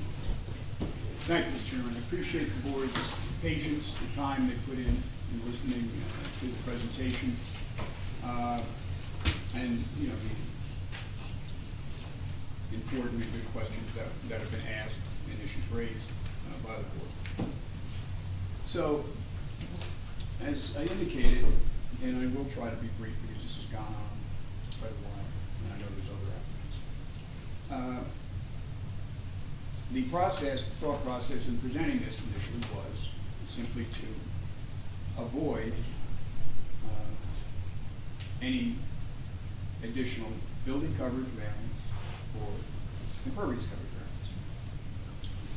We have the issue, which we will deal with depending on how the board sees it, that we would have enough on-site parking in the driveway as it exists, especially with the easement we have now. We do not need to go back to the garage and park a car in it for that reason, for your parking ordinance. No variance. Mr. Cohen mentions density.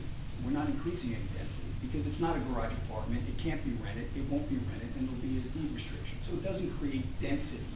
Density is an issue of how many living units there is per acre. That's how it's defined in municipal land use law.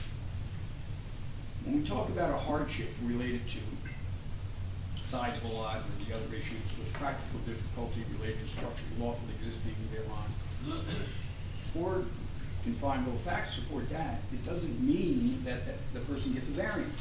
Because they also have to prove that despite that hardship or that practical difficulty, if it does exist, that the grant will not create a substantial detriment to the general welfare, which in case law is defined as to the adjoining properties. So that's really the focus.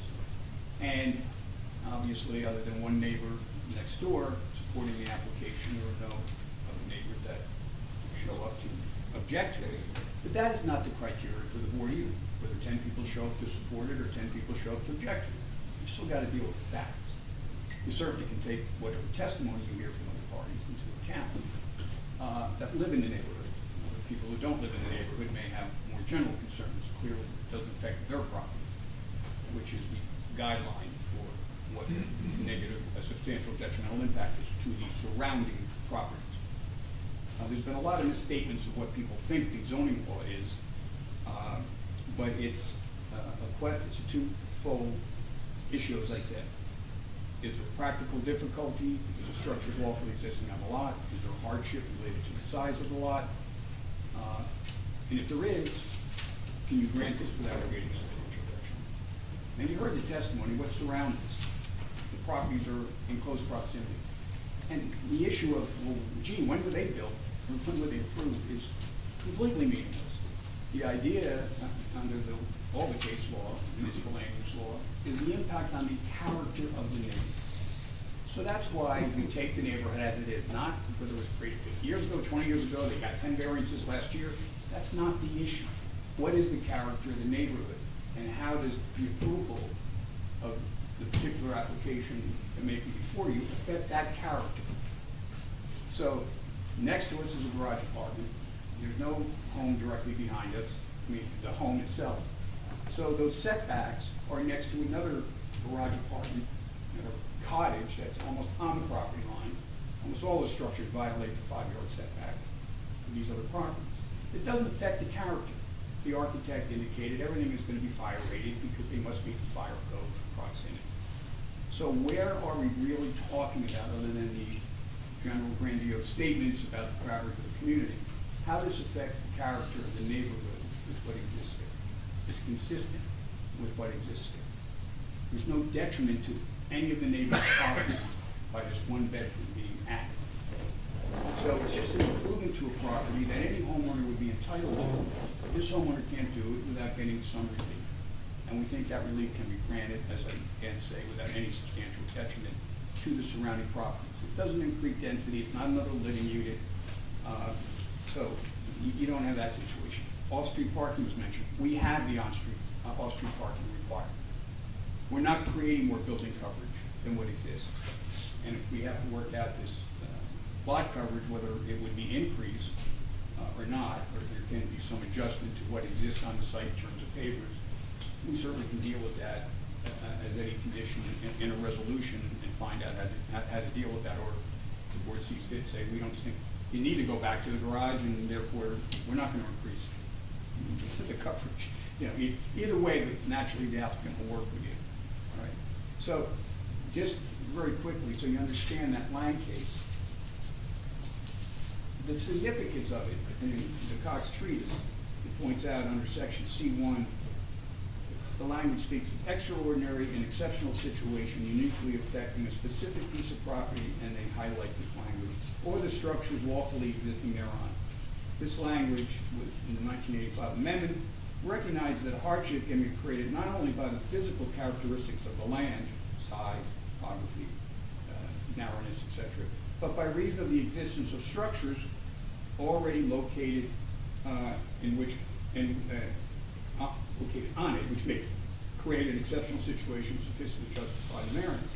So the Supreme Court, in adopting that criteria in the Lang case, it was a matter of a swimming pool. It was above ground, you want to put in-ground in, and it was granted, and the neighbor said, wait a second, why does it have to be that big? Make it smaller, you don't need the variance. Sort of some of the arguments kind of highlight that. The court granted it, and the Supreme, when it got to the Supreme Court, they said, this is a reasonable development of a residential that's not inconsistent with the types of pools in the neighborhood. They should not have to make it smaller because they have to have a variance because of the existing driveway, which creates an area they can't build to. And because of that structure, they're constructing the pool at a certain angle that creates the setback variance. So because of that structure on the lot, they have to put a pool in a certain way that created the variance. So no, they didn't have to make it small. It was a reasonable request for development of a residential lot. And that's what I believe we have here. You've heard from the owner, you know, this property, they put their heart and soul in it, their money into it. They want to be members of this town for a long, long time to come. And I don't think this is a stretch of any kind. We came back with a creative idea, somewhat unique, but it makes sense. That's what you really got to get at. But gee, what's the name? What are we going to? Does it make sense? So they have another bedroom accessory to the house because they can't attach it to the house. They just don't have the right setup, size, and of the lot, narrowness, and any structures that lawfully exist in it. That's all it is. And so your second question, well, how does it hurt? Your planner says, correctly so, the board should consider, is it too much? Well, it's only too much if it has a detrimental impact. That's the whole point, too much. Does it have a, in the words are, substantial detrimental impact on the surrounding properties? For our planner, for the testimony, we believe it does not. And therefore, we think we've carried the burden of proof of positive, negative criteria, and it will be more attractive property after this is done. It will not hurt anything after it's done. We ask for your approval. Thank you. Thank you.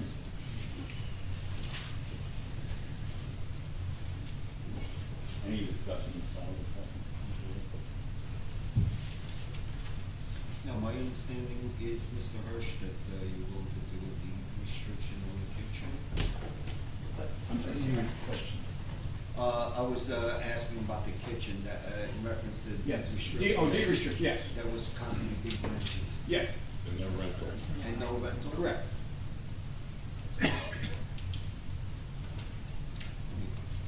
Personally, I mean, the word bedroom is what everybody's afraid of. But if I turn around and said that I'm gonna make it a man cave, I'm gonna make it my art studio, studio, or I'm just gonna make my office to work out of home. Who's had that come up before? Well, it wouldn't be allowed, but on the other, I'm not sure if any of those would be so horrible in terms of any detrimental impact. But the point is, the approval is gonna be for a bedroom and a bathroom. Right, but I'm just saying, I mean, you're looking at a deed restriction that no kitchen will ever be placed in there. It's never gonna be a rental. Right. I don't know.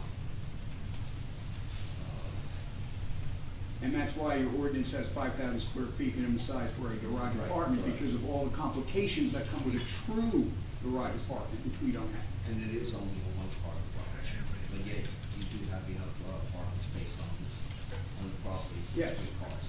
Yes.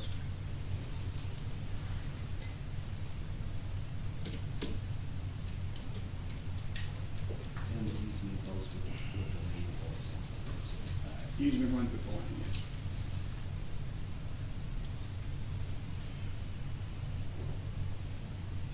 I'll be frank with you, I can't propose a resolution to support this. Motion, I'm sorry, a motion to support this. I have reservations. It's, again, we're dealing with an undefined entity to a degree. We're also putting a bedroom and a bathroom for garage, a one-car garage. And it is an undersized lot, and it is what it is. And I understand your argument, but neighborhoods aren't static. They grow, they change. What's been there is prior to 74 or 75, I don't know. When these were garage apartments were approved, how they were approved, I don't know. And you're right, this really isn't germane to the argument. But it is part of the fabric of that neighborhood. Character of the neighborhood. But neighborhoods change over time. And I also believe that the zoning board's job is to bring applications within the umbrella of our ordinances. And with minimal, variances are not a given, there should be an exception. And Gotta meet the standards. that is correct. That's what I think we do. I agree. Your I agree argument, with you. your argument was, the discussion was, I can't make a motion to support this. Can you find an actual substantial detrimental impact on the surrounding? Detrimental in the sense that, no, it's not detrimental. It's not detrimental in a sense. It really isn't. I agree with that. But it is a creeping expansion of zoning. It's an expansion. Garage apartments are permitted. Right, this is nuts. So I'm going to interject, this is discussion among the board members, so I think the discussion should stay. Right. Well, if somebody wants to advance a motion to approve this, I would like them to do that now and give their reasons why. Because if nobody wants, will not, I am going to advance a motion to oppose this. I'll make that motion. I'll make the motion to approve the application under the circumstances that it's not gonna ever be a rental, the deed restriction on the kitchen And rental. and rental. And on the easement, do we actually have filled out paperwork, because paperwork we have is not They're not gonna effectuate that until this is. if they get approval. Right. Also, your impervious coverage Impervious equalization. I would like to discuss that, if it's possible to reduce that. You make Removing it the part of, pavers and putting you the- can make it part of your motion. But that's what I'm just saying. You just add it to it right now. Remove the pavers and put them grade on that. Well, not- You can't do that. You can't do that. So Okay. they have to decide that, so is Okay. it to reduce the impervious Can you coverage imagine to? the addition Let me- 50 let me- feet, an additional. Impervious coverage to what it exists now, currently. Yeah. Yes. Bring up the number of percentage, how much is it? What is it? 77. Won't be increased. It'll remain less than 77%. Or the same as exists or less.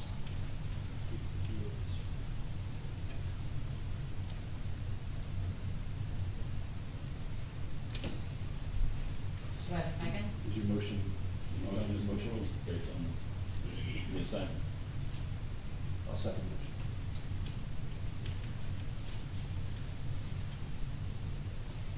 Mr. Maynard? I'm struggling with the overbuilding of the lot. I vote no. Ms. Hernandez? I am also going to vote no. I think that if it were an application with an actual garage apartment, I'd feel more comfortable with that. And I'm also, I would like to see the impervious coverage reduced.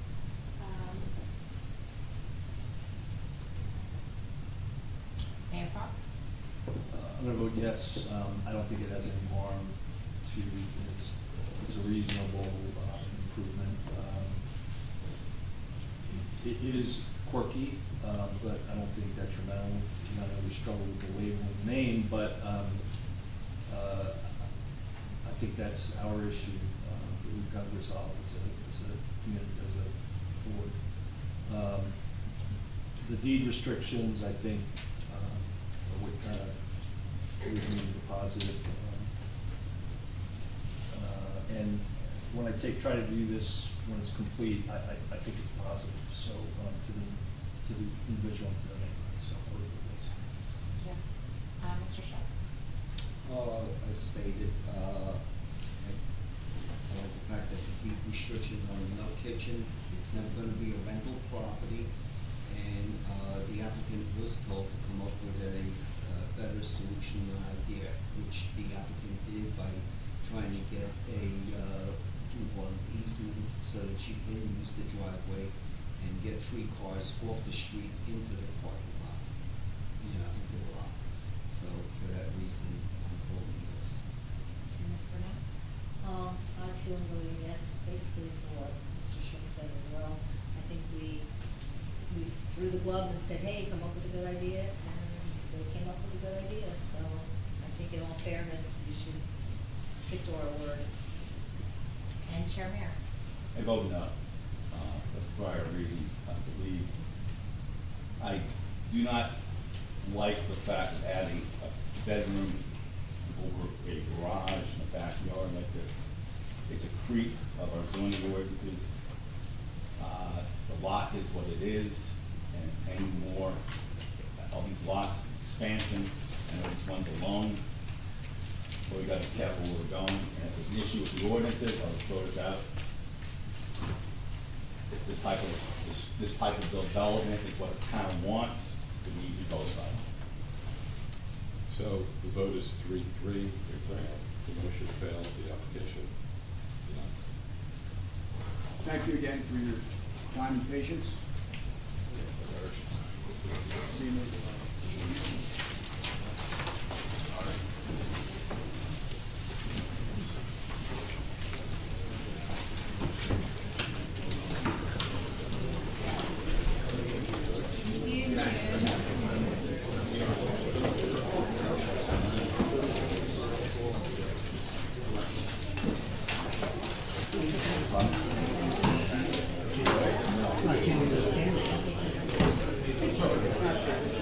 We're gonna call a 5-minute break. Yeah. All in favor? I'll just keep the consent. I'll make a consent.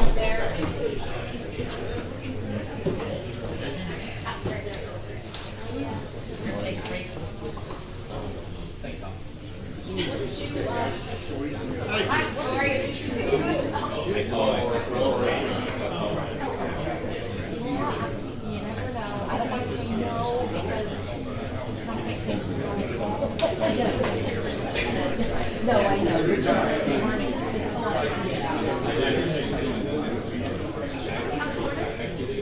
yeah, and it takes a bigger start anyway.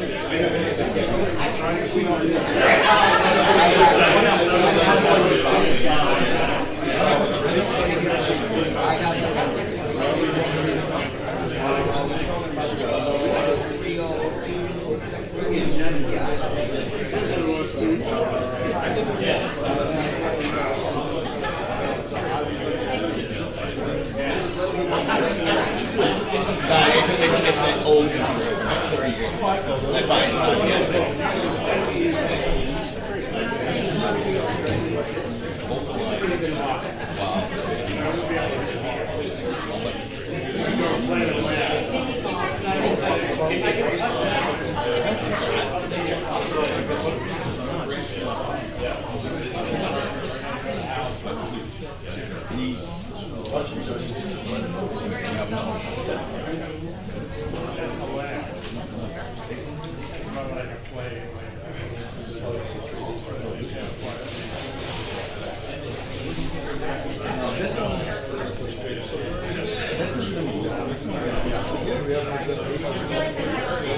It's an accessory house with a garage.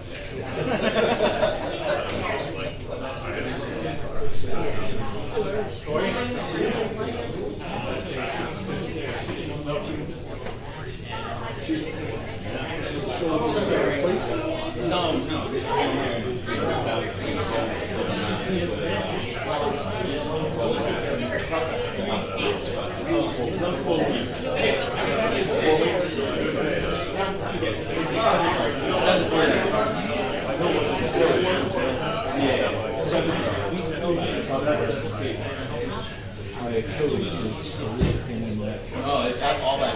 Anytime they work in your house. Yeah, they told me 3 months healing is you're right.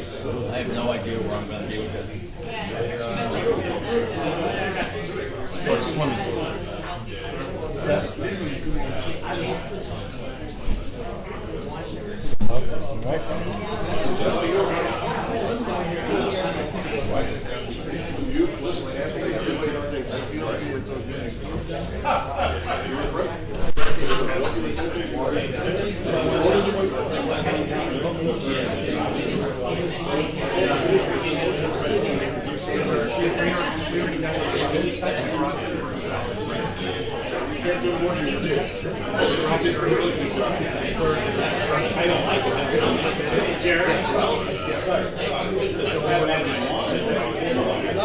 Jerry, my neighbor across the street building a new house. My neighbor across the street building a new house. He wanted to do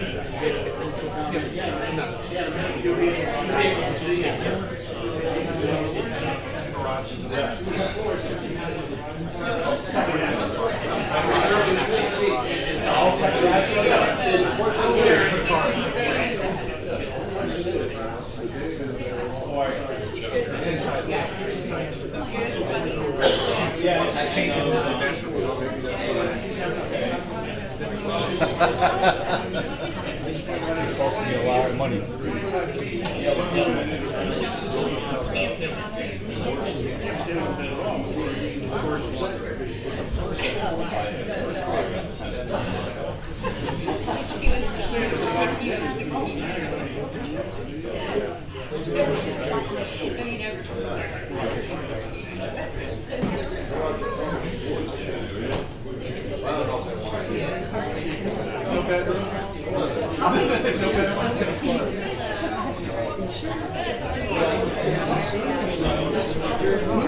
I know. No.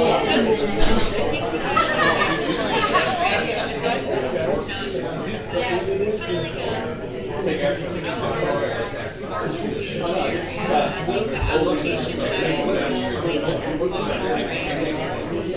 Rocky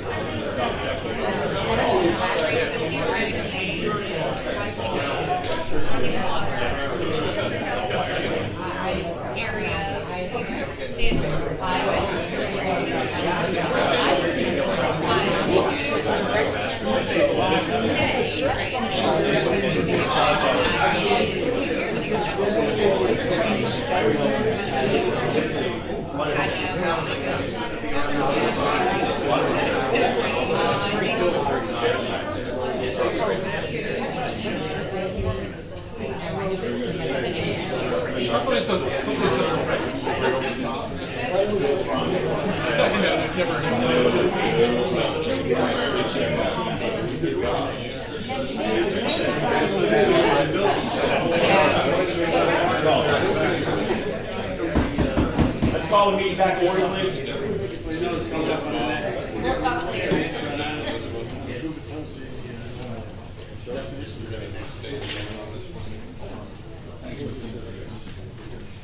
Come on, put you on the spot. I don't know if that's actually helpful. No, I just want to get you pay me your That's right. Exactly.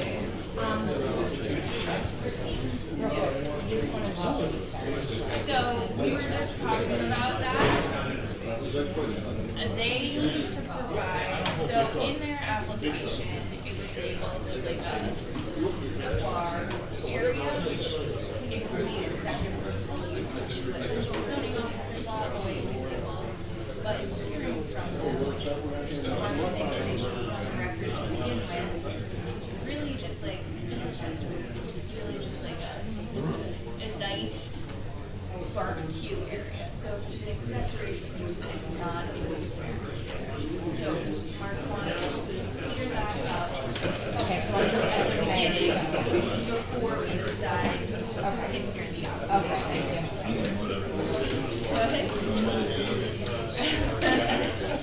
Yeah.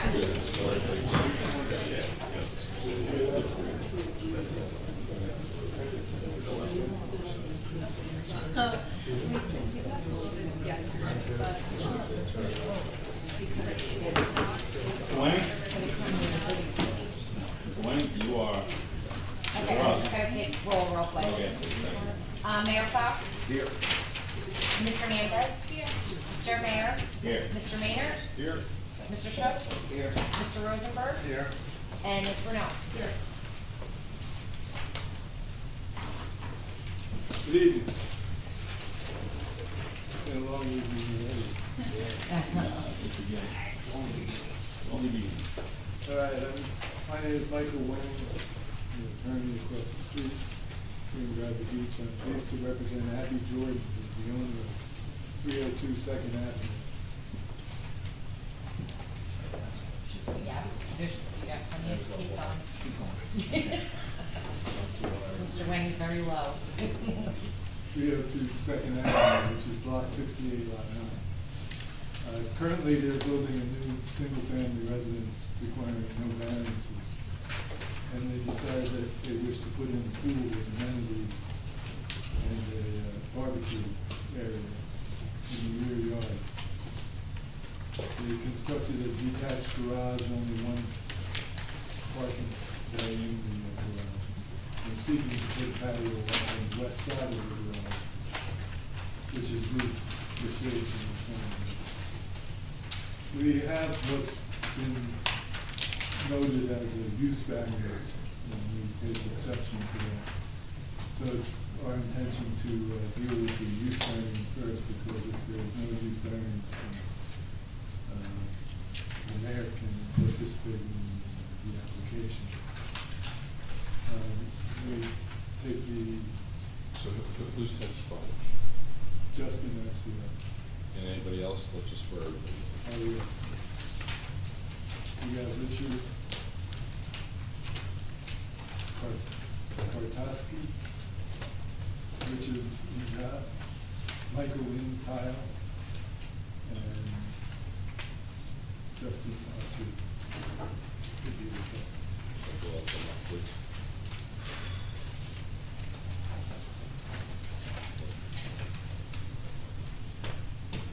Along with our professionals, Mr. Frieda, Ms. Bell, do you swear affirm the public truth, the whole truth, and nothing but the truth tonight proceeding?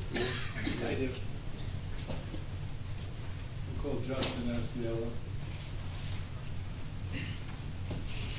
Justin Osceola, A-U-C-I-E-L-L-O, licensed professional planner. All right, so just before, do you have, addressing Ms. Bell, do you have an opinion as to whether this is a use variance? Right, so I think that it was, originally deemed use variance by the zoning officer, and then our office got it, you know, kind of be on the more conservative side. We also, deemed it a use variance, because, what is proposed is a barbecue structure, there was a bar area, covered porch, bathroom, things like that. So if those uses were able to operate on the site outside of the principal use, you know, if it's a second principal use, then it would be a use variance. But if it's really just accessory uses, like we heard in the previous application tonight, then it is not a use variance. I think it's important, to hear from the applicant what is being proposed, in that area of the property. And then we can determine who can hear the application. Can I add one more thing to that list? Also, if some testimony can be given, the garage is erected. It's erected, it's built. It's not completed, but it's built. And I'm not sure, but if that canopy over the bar is built or not, but can somebody at least give us an idea of what's there and not, because the plans weren't clear at all. We didn't know what was proposed, we didn't know what was existing. So we really need the benefit of finding that out. Okay, which one will we deal with first? Use, because that's gonna govern everything.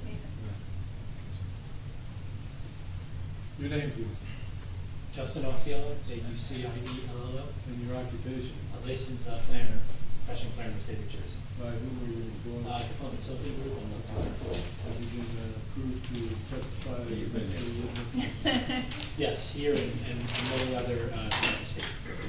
2 hours ago. Few hours.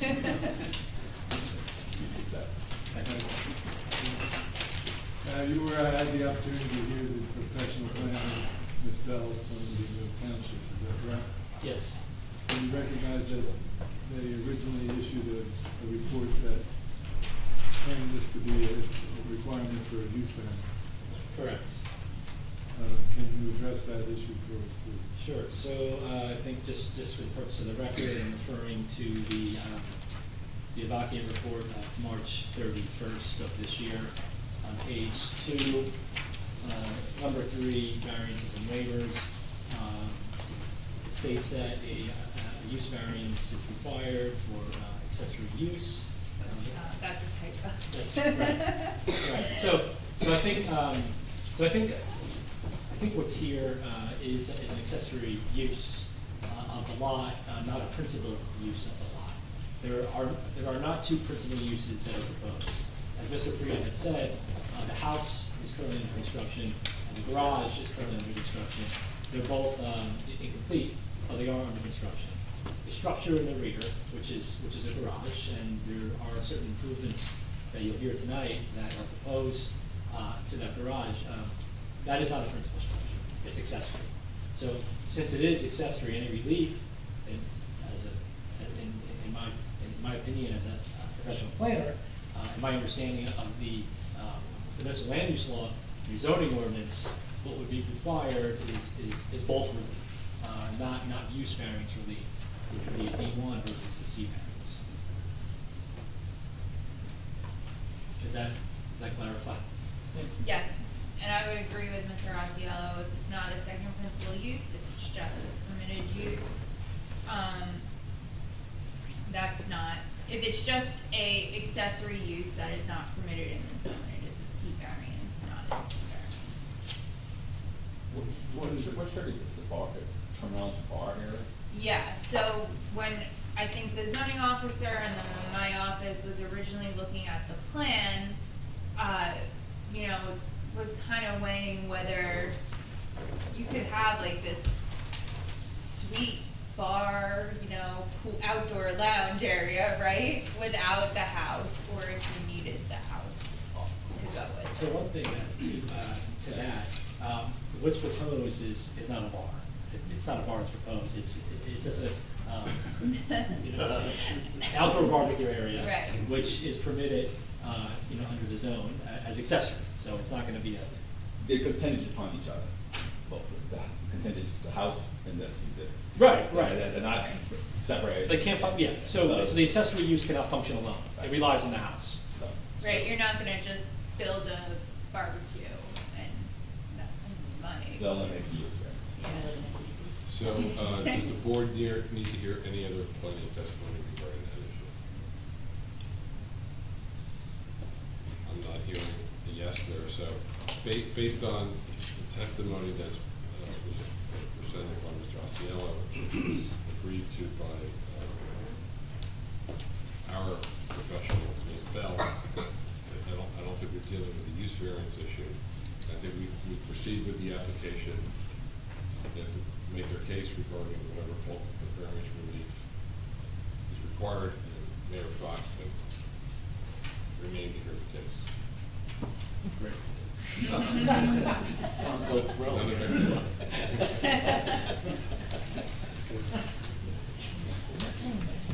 Call the architect.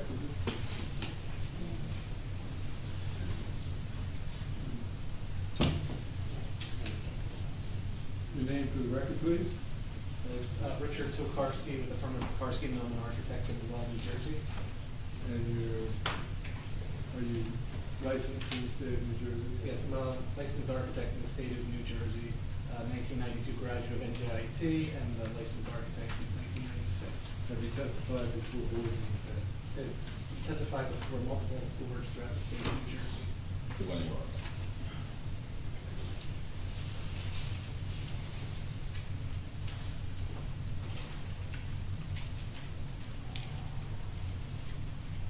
All right, you've had an opportunity to review the plot plan, Yes, I have. and you supplied architectural plans for the purposes of this board.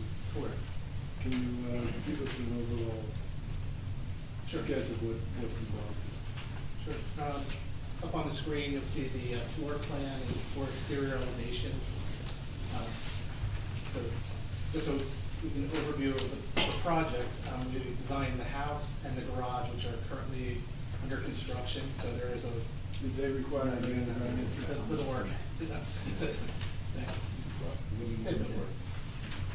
Okay. No, this plan is fine. So what were you saying? What were you saying? So there's a 1-car garage that's currently under construction. So the house and the garage are under construction? Correct. Yes, we've submitted plans to the building department and we're approved for the garage. Currently, it's being constructed with a storage area in the back. The barbecue area, the countertop was approved by the building department, and we're here tonight to create a roof structure over that barbecue area. Is the barbecue area permitted in the borough? I believe it is. And what we're also proposing in the back where it says storage and laundry, and we're proposing to put a wall up dividing the storage space into a storage and laundry area and also a full bathroom.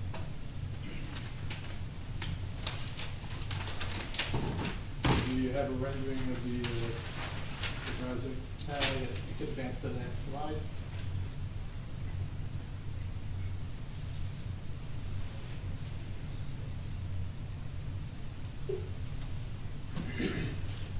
here you have a 3D photorealistic rendering that we prepared, which shows the side of the garage from the back rear corner looking towards the house and towards the garage.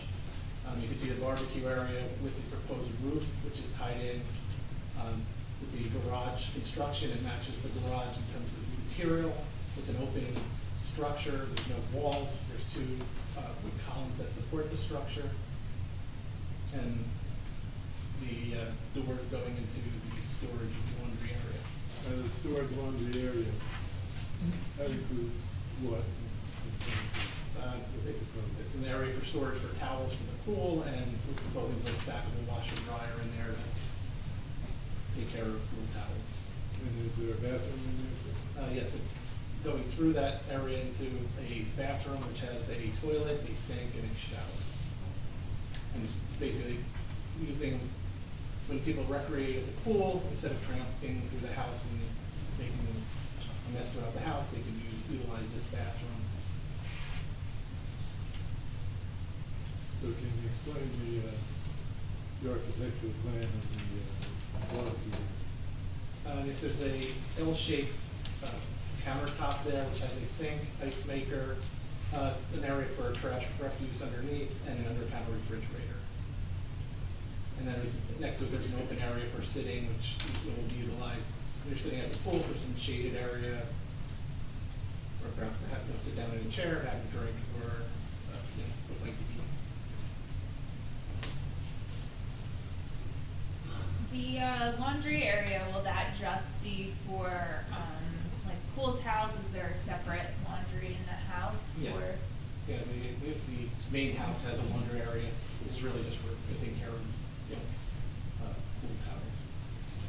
And the need for a shower, why is a shower necessary? I understand the toilet and sink, but we need a shower out there?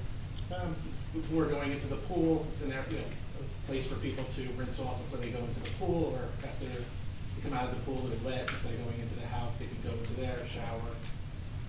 Also, instead of having, an outdoor shower, come back from the beach or sandy, go surfing on a boat or wherever, you can come back and utilize that bathroom without dragging the mess into the house.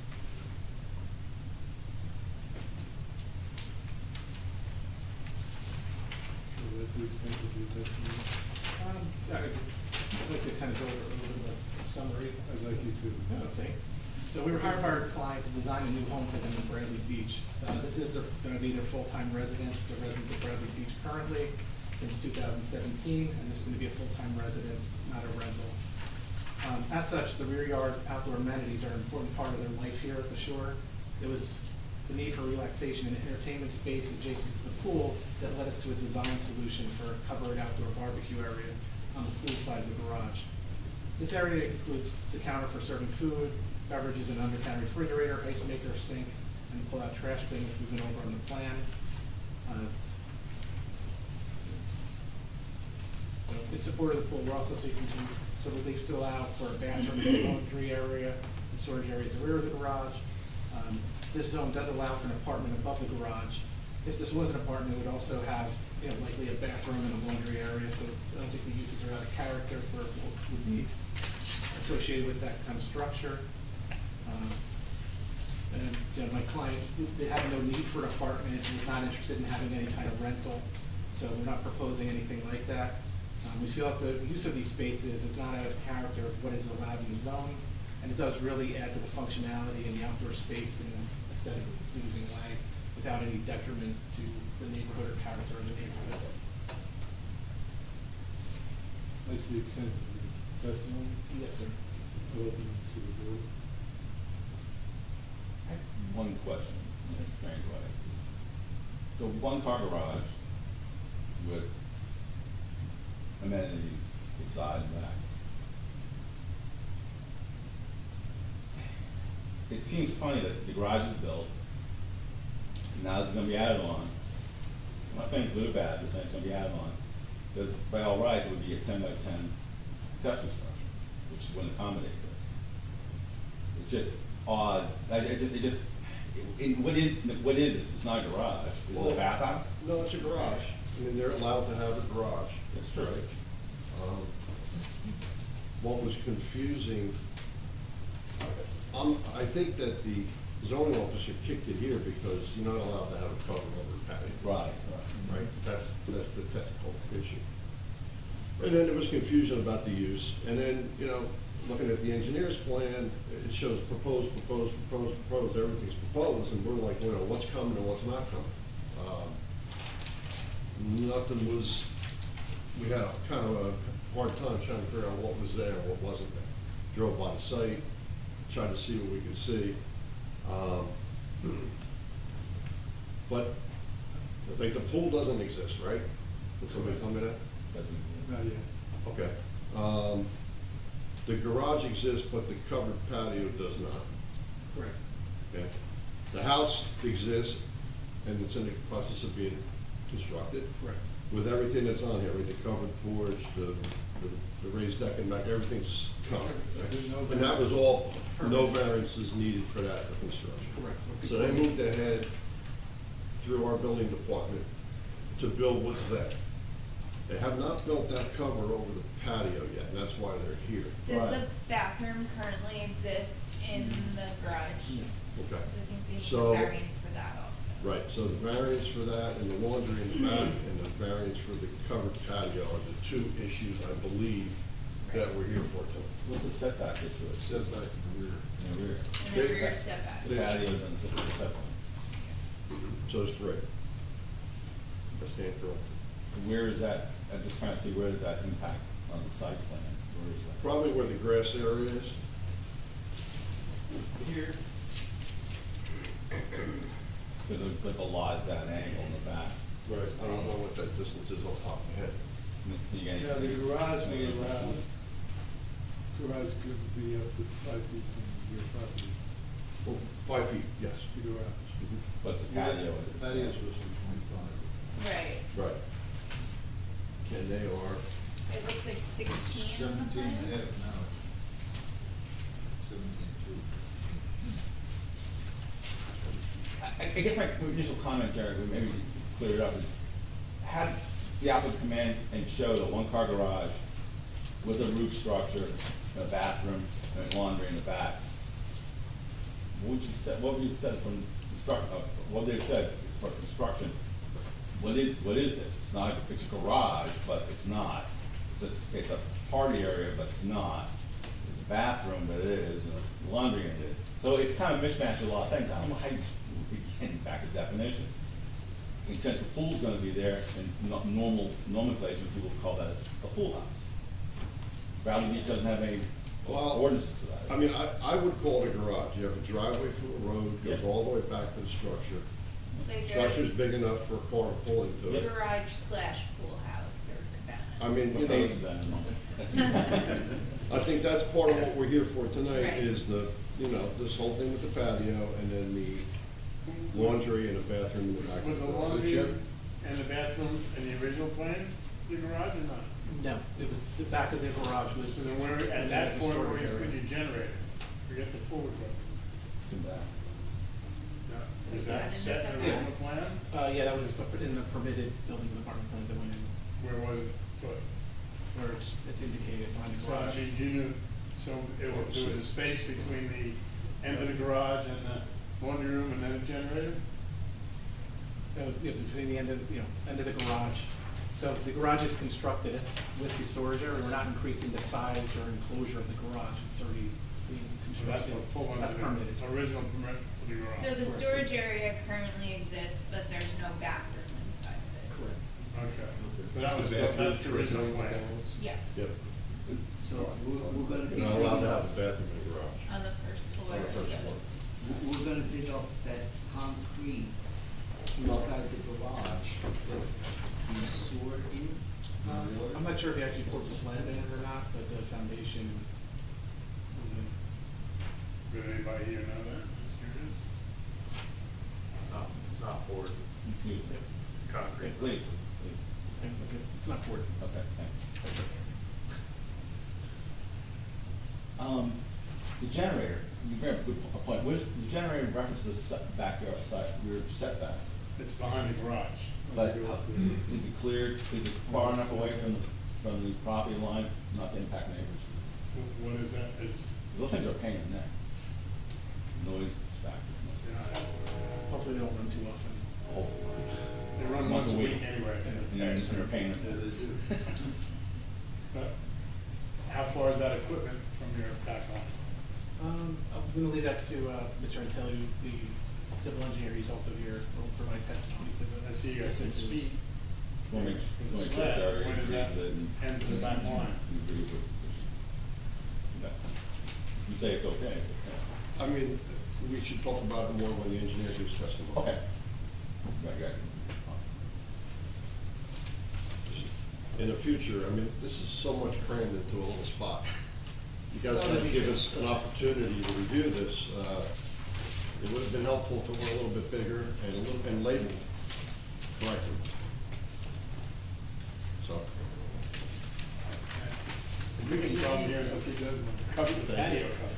With the pool and the patio, That's just right. proposed patio cover and everything else, do we know what the, impervious coverage is gonna be? It's under, yes, it's under the impervious coverage and under the lot coverage. Yeah, so the impervious coverage is 56, according to their You're allowed submission. And the building coverage is 26.5, and they're allowed 35. That's taking into consideration all these pavers and. We tried to, yes. Good size lot. The garage itself is 7,770. No, I understand.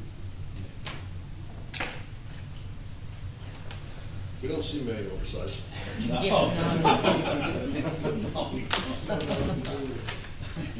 So, move. Any more questions for the architect? Opens up the public for public questions. Other questions? Please. Jeff Beekman Law Firm. Quick question for you. Sure. When you do development, is it? Who do you represent? I'm just representing myself. No, I'm not representing anyone else, just myself. Okay. When you do a development, is it uncommon to phase the development? No. And is it uncommon to make an application to the building, the construction department in order for you to start your construction? No, we do all the time. Okay. And is it uncommon that it takes a long time to go through this process? I would say yes. When did you submit your application to the building department initially to get your initial permits? Do you remember? I don't recall. Months ago? Yes. Something less than. So it takes a fair amount of time, so it's not unusual to come before this board at a later date in order to get relief for things that you need relief for.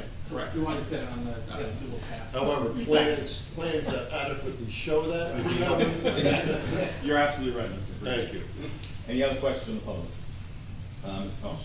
Thomas J. Cohen, 612 Third Avenue. Mr. Kukarski, it was, basically just money, it was not in your client's program to do the 800 square foot garage apartment, is that correct? That's correct. And if that was in the plan, which is conforming, that would be 25 feet high? Correct. And yours is 14.3?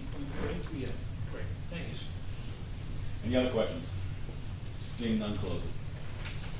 It's the one thing. Okay, thank you. Phil Martin, Kelly.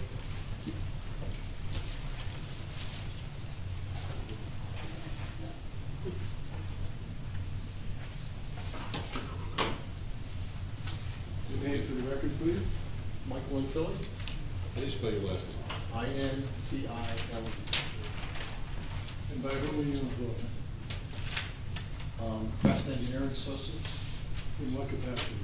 I'm a principal with Crest in Township. And does that require licensing? Yeah, yeah, I'm a professional engineer, professional planner, state of New Jersey and stuff. And I'm a principal with Crest, as I mentioned. We have 2 offices, one in Township and one in Millstone. The one in the front. Thank you. You submitted the plot plan in this connection with this matter? Yes. And according to Mr. Frieda, you put too much information in. We can fix our scale a little better. Most of our plot plans are this scale. It's got some stuff on it, so we did try to clarify it by submitting that second plan, as you're probably aware, with the garage. That helps. Yes, yes. And so we are here tonight for just the garage and for the patio. We're in the R1 zone, we're surrounded by an R1 zone, and developed properties, and our property is very consistent with the zone. Currently on site, it is just construction of the garage and the house. As far as, I was a couple days ago, there was nothing else out there other than dirt and some of the construction. We do need the variance for the patio, that is the only site plan variance. if you And will. that's because of the rear, Correct. rear line. The rear line's 25 feet, we're about 19.6 feet, about 5.4 feet over that line. So patio extends into that rear setback. And is that because you have the need for it to be connected to the garage, which only requires 5 feet? That's correct. It's integral with the garage. You saw the architectural plans, you're going to have all those together. And so the patio matches up to that. There are no other variances. The garage is constructed, as we mentioned, and is 10 feet to the rear, 5 feet to the side, meets the current bulk standards. There's no other variances for the property. I think the variance already, Right, that. so there are still variances, just not related to the site. You need the variance for the covered patio and the distance to the rear yard. the bathroom. And the bathroom, right, and referring to the 331 blocking letter, on page 3 or 4, the two variances identified are the covered porch, as you mentioned, covered patio, excuse me, and the rear setback. Other than that, the building coverage is less, as mentioned, the impervious coverage is less. Building coverage is requires 35%. Correct. How much do we? 35, 26.5 is what we have, with the plan you see in front of you, and impervious 60% is allowed, we're at 56%. So no other bulk standards, meeting variances.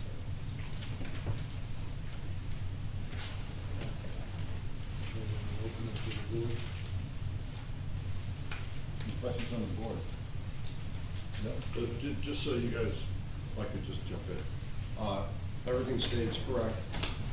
Two variances for the patio. One is distance from the patio to the rear yard, and the other one is cover over the patio. Then another variance is going to be needed for the bathrooms in the garage, along with the laundries. I don't know, they go together or they're separate. The slab for the generator and pool equipment fit in? Well, we need to find out exactly where all that's going to be. Yeah, what is the distance of the generator? The generator, if it's in the back of the garage here on our plan, we don't actually call out the generator, it's the pool equipment. And about 7 feet from the rear line. It's such a big piece of property that they can, you know, they need to put it in the rear, they can't put it in the front. You know, They're not on the side. could be in the back. Yeah, they chose a place that's acceptable. I just wanna make sure we're too close to the back line. But we do have a 6-foot fence, by the way, along there, for the pool, of course, and giant, that's a, here, so. We'll get some delivery done. Speaking of pool, are they going to be a separate fence around the pool? You have to fence the yard, or you can fence the pool. But that, they haven't gotten, they gotta go for permit separate for that, I believe. Yeah, with the pool. Because you have a driveway with no gate, and so you're going to be there, anybody can walk right in, I guess. Yeah, but that's not part of this application. Again, There's no that was variance part of the confusion, so. Ignore the pool. Okay. But there's no water. Yeah, right. You're fine, I guess. Our equipment in the back. Any other comments? Just to be clear, is there a generator or are we talking about pool equipment? Both. So you can, I guess it's a generator of sort back there. And specifically, where are they located? So the rear, of the garage, about 7 feet from the back.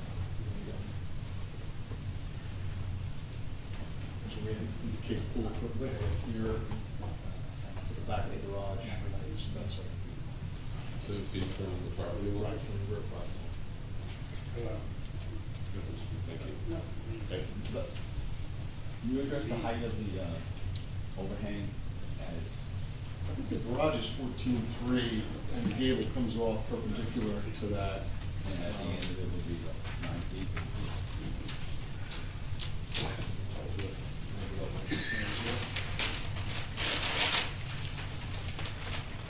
So it's actually short of the height of the garage. Right.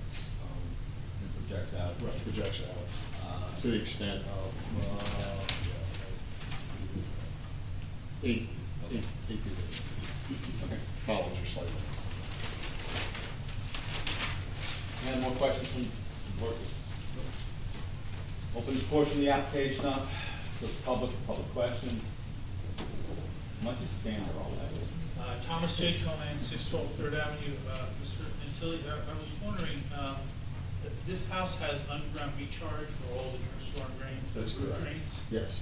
Now, the house that was there before, did they have that situation? I don't believe so. Okay. This is an improvement. We're taking 2 of them, one in the front, one in the back, and all the roof area for the house. Oh, that's great. Thank you, sir. Any other questions from the public to the engineer? Seeing none, we'll close it. Mr. Wyman? I'll bring you the plan up. You made this job easier. I did.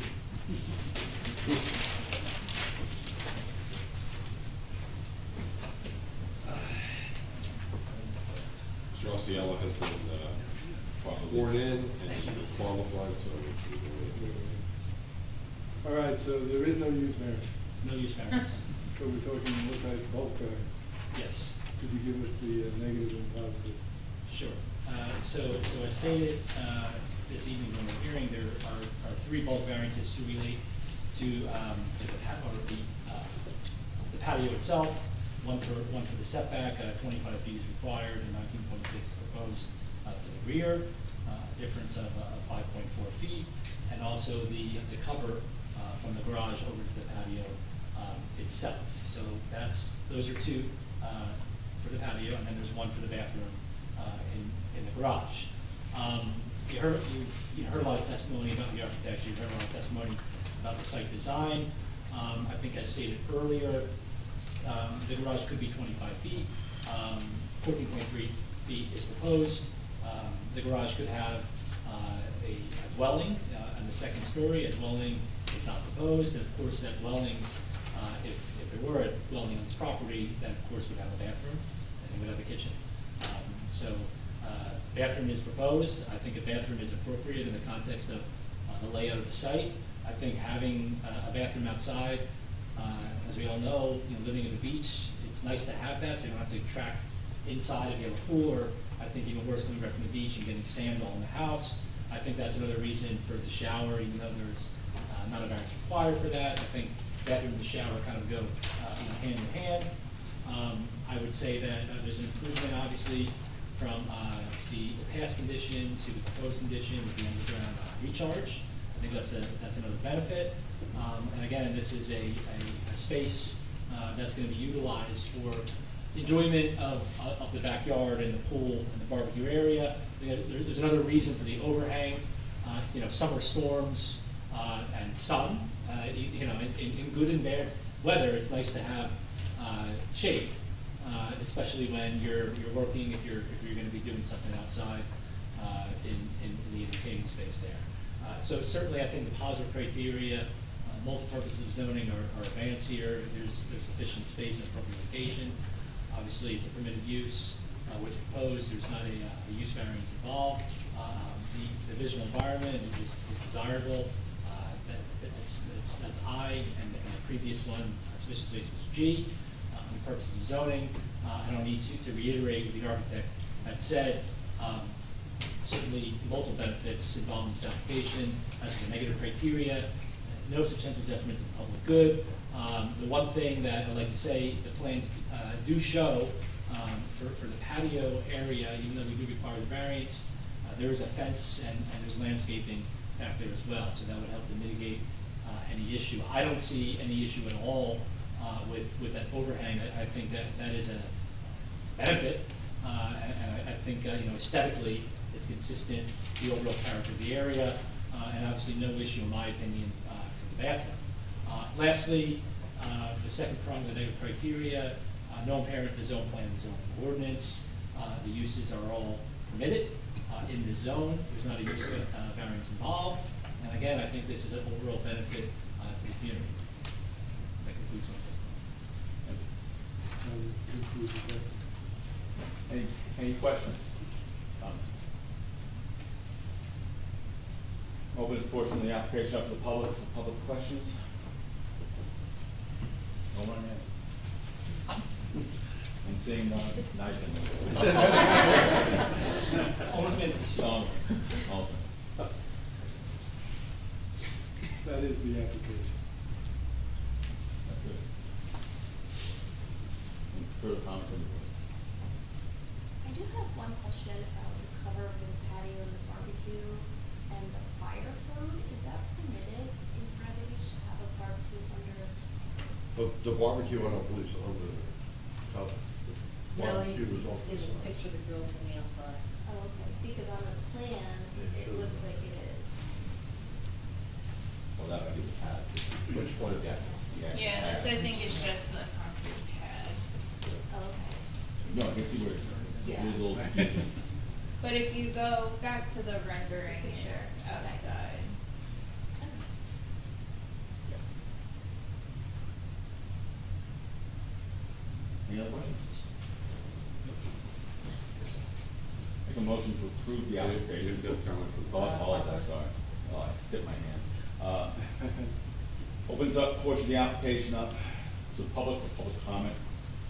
Please state your name, address, and. Gary Engelstad, 311 Second Avenue.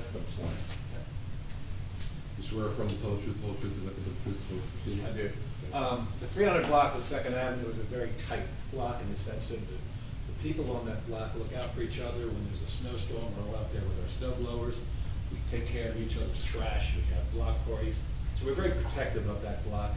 And if I have only one negative comment about the development, it was, there was a beautiful stunning tree that on private property it came down, and that's okay. But this is a study. This is beautiful. And that is an incredible improvement to the property. And as someone who lives on that block, I welcome it, and I hope the land use board feels the same way. Thank you. Any other questions? Any comments? Ellen? Thomas J. Cohen, 612 Third Avenue. Swear from tell the truth, the whole truth, nothing but the truth, so proceed. I do. Thank you. It's really refreshing to have an application where an applicant has not overbuilt the property. And it's also refreshing when someone comes in for design variances. This is a little bit out of the box, but it is really stunningly beautiful and very well designed. I'm very happy because it's a reduced density standard, because there's not another apartment. So I would say that the underground recharge is really important. It's an environmental benefit to the town, and I would say that I would hope that the board would approve this. Thank you. Any others? Seeing none, close it. Go back to where I started. And there's no more comments on the board? No. I'd make a motion to approve the application as presented for the 3 variances. We have a bathroom / shower variance. There's 2 patio variances. One is in the back, in this rear setback, which needs to be addressed, allowed. And also the roof over that patio area. Other than that, that's it. I see the project as a definite enhancement to the street. Second. Would you add a condition of all the comments in our letter, because the sidewalk in the front. Of course. Curb and things. I thought those always need to be boilerplate. repaired, but this. Please, it wasn't, because that sidewalk wasn't disrepaired from the original house, which is the slate. Well, the borough recently had a project where we replaced the curbs and sidewalks and the Correct. construction caused crackage and that, we would have that fixed at the end of the. So let's put that in the Be a condition. Condition, yes. Understood. That everything's repaired, brought back to township standards. Give a second. Mr. Maynard, you're my second?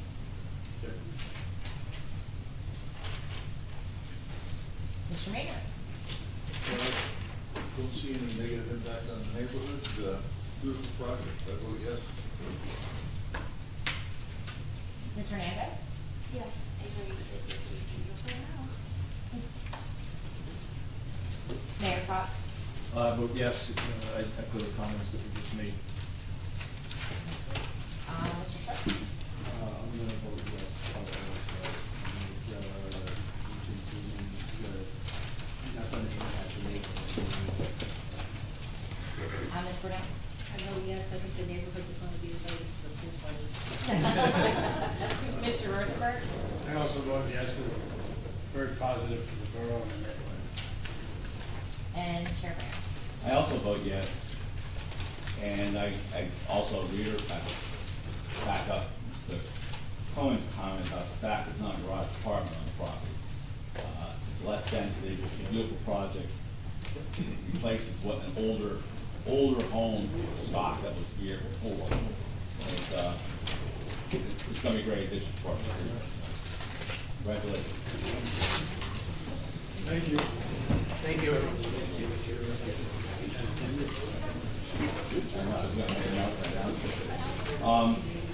We're going up against the clock tonight for the first time.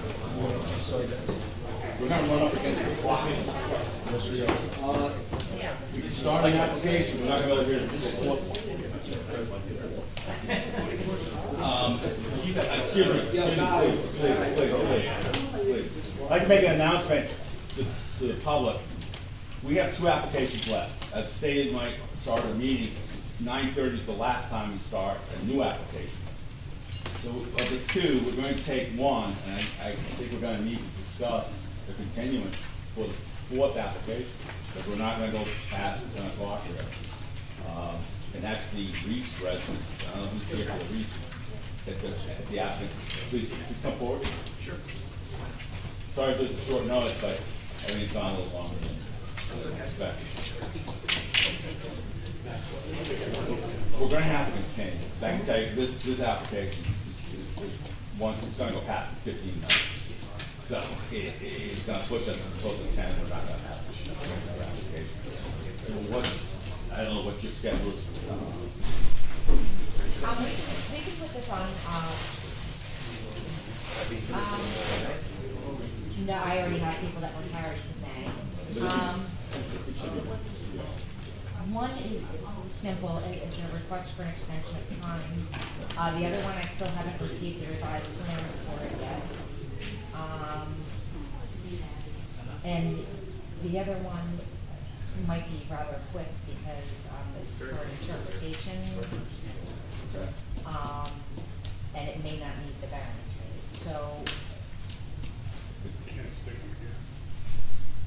That's what I'm saying,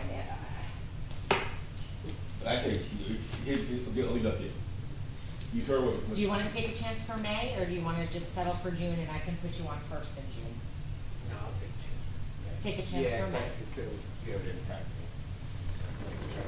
Okay, I'm more hopeful for May than, so, okay, so. May. It's May 18th. May 18th without notice. Correct. You don't have to do the notice and all that all over again. So anybody who's here for 107 Madison Avenue, that application will not be heard this evening, and it's going to be carried to our May 18th meeting with no further notice. This is your notice. Okay. Yeah, we're ready. Let's also discuss the time constraints also too. We don't go past 10 o'clock really. Yeah. It's, that may also. So talk really fast. I'm gonna try. Get to the point. Gonna try. So we're going to hear. I do have Were you doing that too? Okay, our next application under consideration is LUD 2306, bulk variances for proposed two-story addition at the rear of an existing dwelling. Gregory and Bella Smith, Block 21, Lot 14, 506 Ocean Park Avenue. Applicants proposing to construct a two-story addition at the rear of the existing dwelling, which requires variances for building coverage, setback to the driveway, and distance between structures. Applicants represented by Jeffrey P. Beekman, Esquire. Thank you. Jeffrey Beekman, the Beekman Law Firm. Good evening, Mr. Chair. Good evening, Mayor, members of the board. I represent Gregory Bell Smith, and property is 506 Ocean Park Avenue. Tonight I'll have our architect testify. I think I'm going to dispense with my client testifying unless we feel that's necessary. Thank you. So let's swear everybody in. You have to announce your name for the record. Mike Moss, architect, Moss Architecture. Professionals, raise your right hand, please. You swear affirm to tell the truth, the whole truth, and nothing but the truth in the proceeding. I do. I did.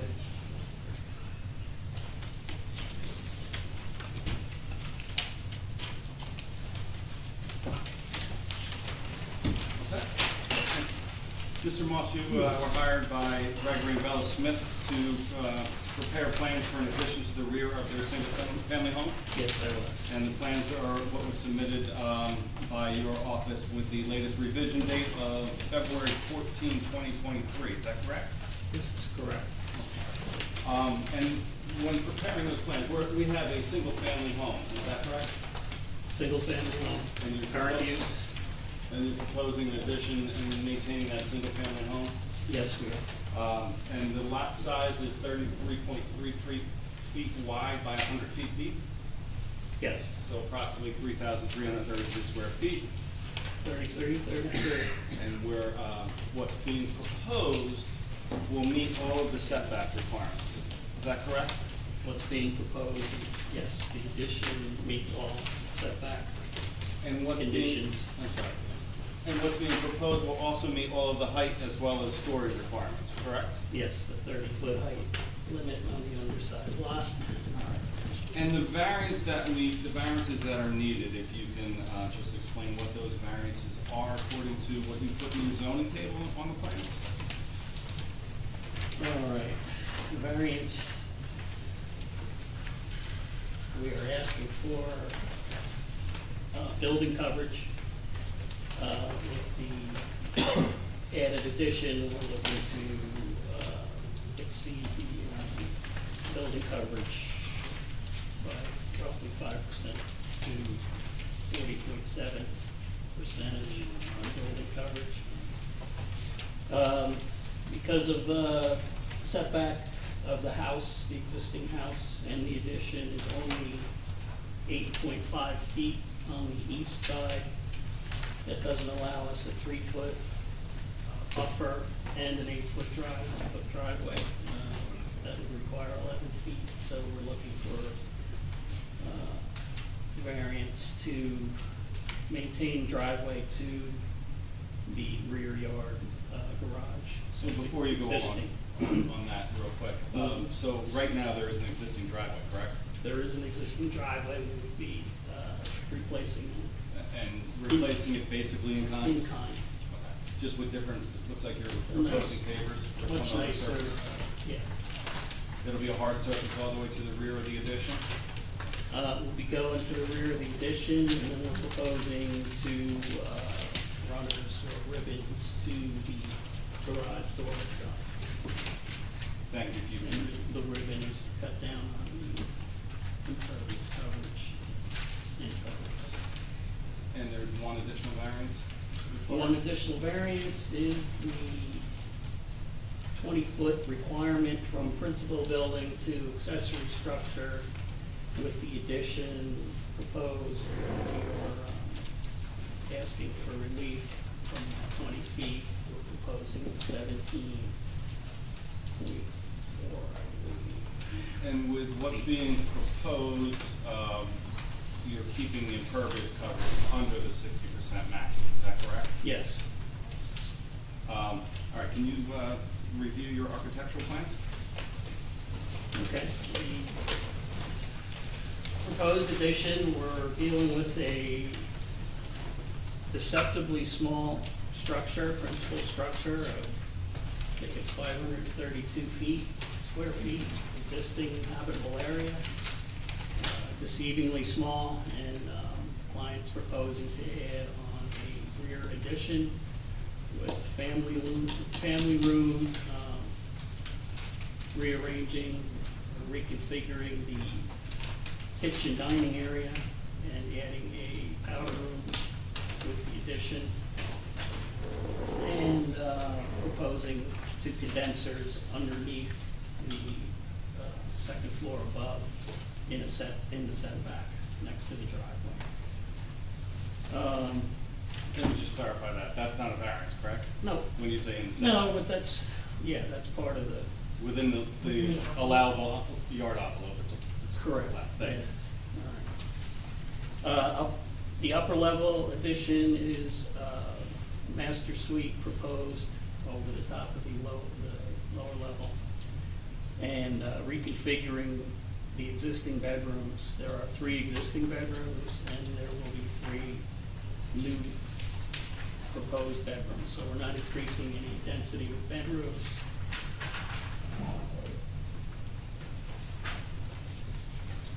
So, with respect to the front of the existing dwelling, we're conforming according to the setback plan prepared by Charles Samart?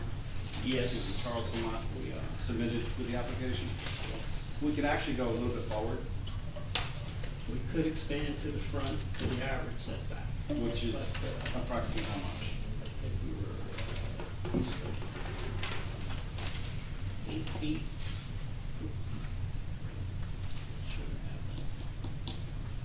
So according to your zoning table, your front yard to the porch is 12.7, there's no change, correct? Correct. You could actually go 10.1 according to the average based upon the chart, Right. which is about 2.6 feet if I do my math correctly. I believe, yes. We're making an addition, which is requesting a variance of about 2.6 feet to the garage because you're allowed 20. Yeah. We're proposing 17.4. 17.4. So if you were able to bump the entire building up, you would conform. Yes. But to maintain the existing front without touching the front for only 2.6 feet, it makes more sense to That what would be, you're proposing, correct? that's the way we went with the design. And you're stuck with an existing structure that kind of forces you to work with this. Correct. Right. So, with respect to the existing dwelling, what's the approximate building coverage of the existing dwelling alone? Building coverage alone with covered porch is 685 square feet. So 685 square feet, what is, do you know what that computes to coverage? It's approximately 20%? It's, yeah. And you're proposing? 20.5. 20.5. And you're proposing what percentage with the addition? With the addition, would bump that up to 30.7, so it'd be a 10.2% increase. So the building alone itself is still below that 35%, even though the ordinance calculates the Principal garage, building, correct? yes. And again, you indicated that you're maintaining 3 bedrooms with what's proposed? We are. And off-street parking, we're gonna comply with the off-street parking requirements? We have the room for 3 spaces. Sorry, just to go back for 1 minute. So your testimony on the building coverage was just for the principal building Just for right now? dwelling, yeah. Just for the dwelling? Yes. Okay, not including the existing garage? So with respect to the existing total building coverage, including the garage, where are we at currently? Currently with the garage? With the garage? Yeah, we're at. It's on your plan. 31.9. So with the addition, it's actually a little less than 10%, correct? According to your plan? Correct. Approximately 8%? Correct. Is that, what's on your plan is? It's 10.2.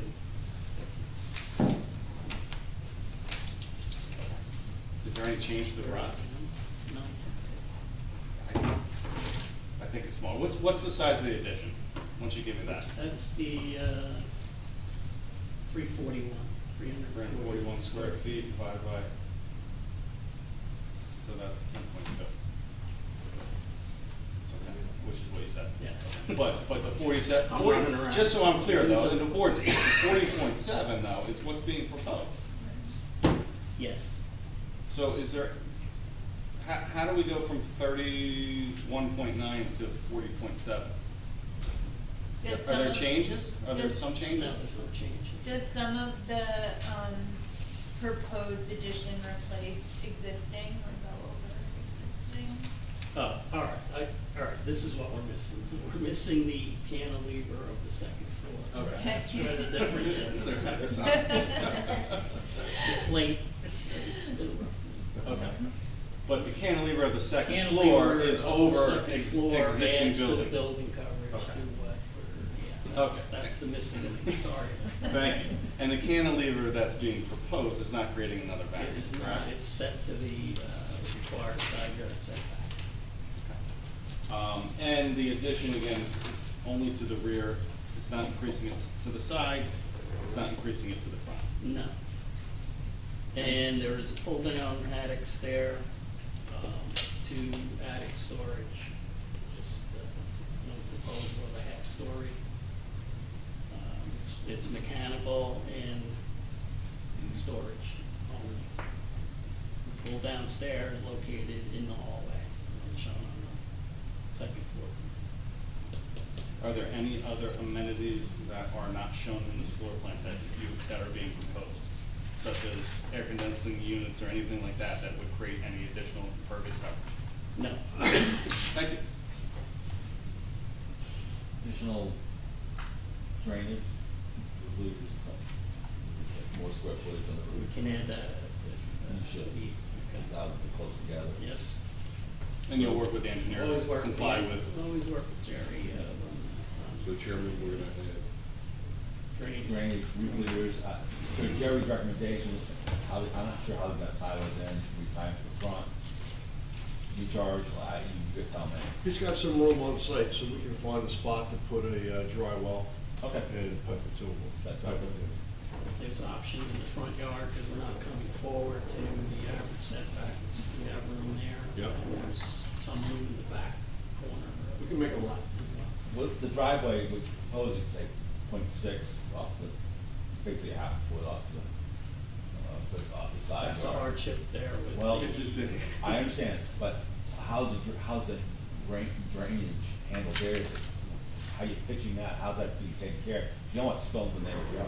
No, it comes right down the driveway. Yeah, the advantage of doing new is you can.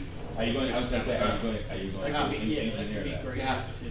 Okay, not to engineer that, so No. it drains to the street. Yes. What will be in that 6-inch strip? Right now, your driveway goes right to the property line. And take it all up, put in new, 6 inches gonna remain, what's gonna go in there? Trench. It's probably gonna have to be some type of material that's not grass or green, that's not gonna grow there. Right. But something under your ordinance, there are things in your ordinance that are allowed that are impervious. Stone Stone, and there's some other things that are allowed that are impervious. You want loose stone there, or you want, Yes. you want trench it, or cover it with a metal grate? Well, now Please give you it something. need a variance for that because you're on the property. Now you're on property line. But unless we have some testimony from the neighbor, I don't know if they're here, but how that drains now, and I don't know how close the property line is to their house, and maybe. Well, no matter what, the applicant, when constructing, is going to have to comply with current standards. And it cannot drain onto a neighboring property. Right. They have to drain it. The loose, I hate loose stones, they don't stay. They don't stay. I know, I wouldn't suggest that too. There are different types of, in your ordinance, different types of materials that are allowed. Can we give these a reference point, say what it is? Something that's impervious. I mean, we're allowed to do it, it's impervious. I know, I just want to make sure it's clear, so. there's no- I mean, if you don't want stone, that's okay. I Don't want assume that's okay. You have 1.4 feet from the neighbor's house to the property line. Wow, then I have to Right now, I believe that's concrete. So that's all. Now, I don't know if that's coming out when we take the driveway out, or if there's a joint there, but if that comes out and the neighbor allows it, grass could actually be put in there. Can we reduce the width of the driveway to 7'6"? Yeah. You can. I think they can deal with that and create a 12-inch buffer. Yeah. I've got to deal with, so just give the neighbor. It's not really discernible between 8 feet and 7'6" when you're getting out of your car, really. I mean, for the door swing, you don't care if it's over grass or if it's over concrete, right? As long as you step out on the concrete, or the paver, the impervious space. So, instead of 1.4, you'd be looking at basically almost 2 feet wide. That probably addresses neighbors' concerns in some respects. So something should be worked out there. I don't know how we get conclusion on that tonight, but. We're gonna put in, for a motion, if it does go that far, to define that 2 feet and for drainage and an acceptable municipal drainage plan. I'll have my client come up to explain what's there. So- I'll have some testimony. This is looking at the house itself. Do you have a front view? It's a rear addition, so I usually don't draw the front. So the roof line No. on the rear, You can see on the side elevations. Right. How it So- impacts. The large, or the front portion you can see on the left side is remaining as is. And the addition is going to have the higher roof from the back. are you saying that, so there's that raised area over that second floor, there's nothing habitable and or, it's only, that's accessible only to the pull down? Correct, from my building section, you're gonna get about 7 foot maximum height in that. Okay. No, just Because of the just 30-foot kinda looking at restriction. It just looks It- multi. Well, yeah, because it's 2D, you're looking Yeah. at, I don't have a 3D rendering there, but on the back, you can see the main gable portion of the roof, or the main roof. Right. In the back there, you can see the window right there, and you can't get any, that's like an alleyway down, like a normal attic that you would, the dormer, or add a little bit more storage space up there. But again, the high ceiling height is by code not habitable space. So it's drainage is one thing, driveway. Any questions? Drainage is the biggest thing. That is the biggest. On the driveway, because the other we took care of, in the driveway. Right. One just issue is, would you consider those ribbons to be concrete and not pavers? Because my experience with pavers in a narrow setting is they always fall apart. So if the property owner would consider concrete. Stamp concrete or concrete, we can. Okay. Doesn't have to be stamped, but concrete. I'll bring them up when I got them out, that's fine. They just tend to fall. Yeah, especially in the small. Yeah. Yep. Makes sense. And, I'm sorry, Mike, you don't have any issues with adding those comments in Mr. Not at all, Reed's letter, right? not at all. I should have them on my standard sheet by now. Yes, you I should. Thank you. Yeah. Any more questions for Mr. Monson on the board? 3 bedrooms in the existing structure? You gonna stay with 3 very, very tiny You stay existing with 3 bedrooms. in the We structure? are, yeah. You're repairing the garage, bring it up. The owner has the intention to repair the existing garage, absolutely. Not expecting, just repair it. No, repair it, and that would necessitate by code firewalls as well on the east side and the north side. Yes. I'm gonna bring them up and put it on the record. Okay, I'm just gonna open this question up. Questions to Mr. Moss, the public. Please come forward, state your name and address. Hi, Susan Levy, 506 Ocean Park Avenue. So I'm on the west side, and I have 2 questions for students from us. The first question is. You're on the west side? I'm on the west side. I'm sorry, what's your address? 508. Oh, 508, okay. The first question for you is, can you tell me why the roof has to go that high if it's just gonna be used for storage with pull-down stairs? That roof is to the 30-foot height limit allowed per the new ordinance, which was reduced from 35 recently.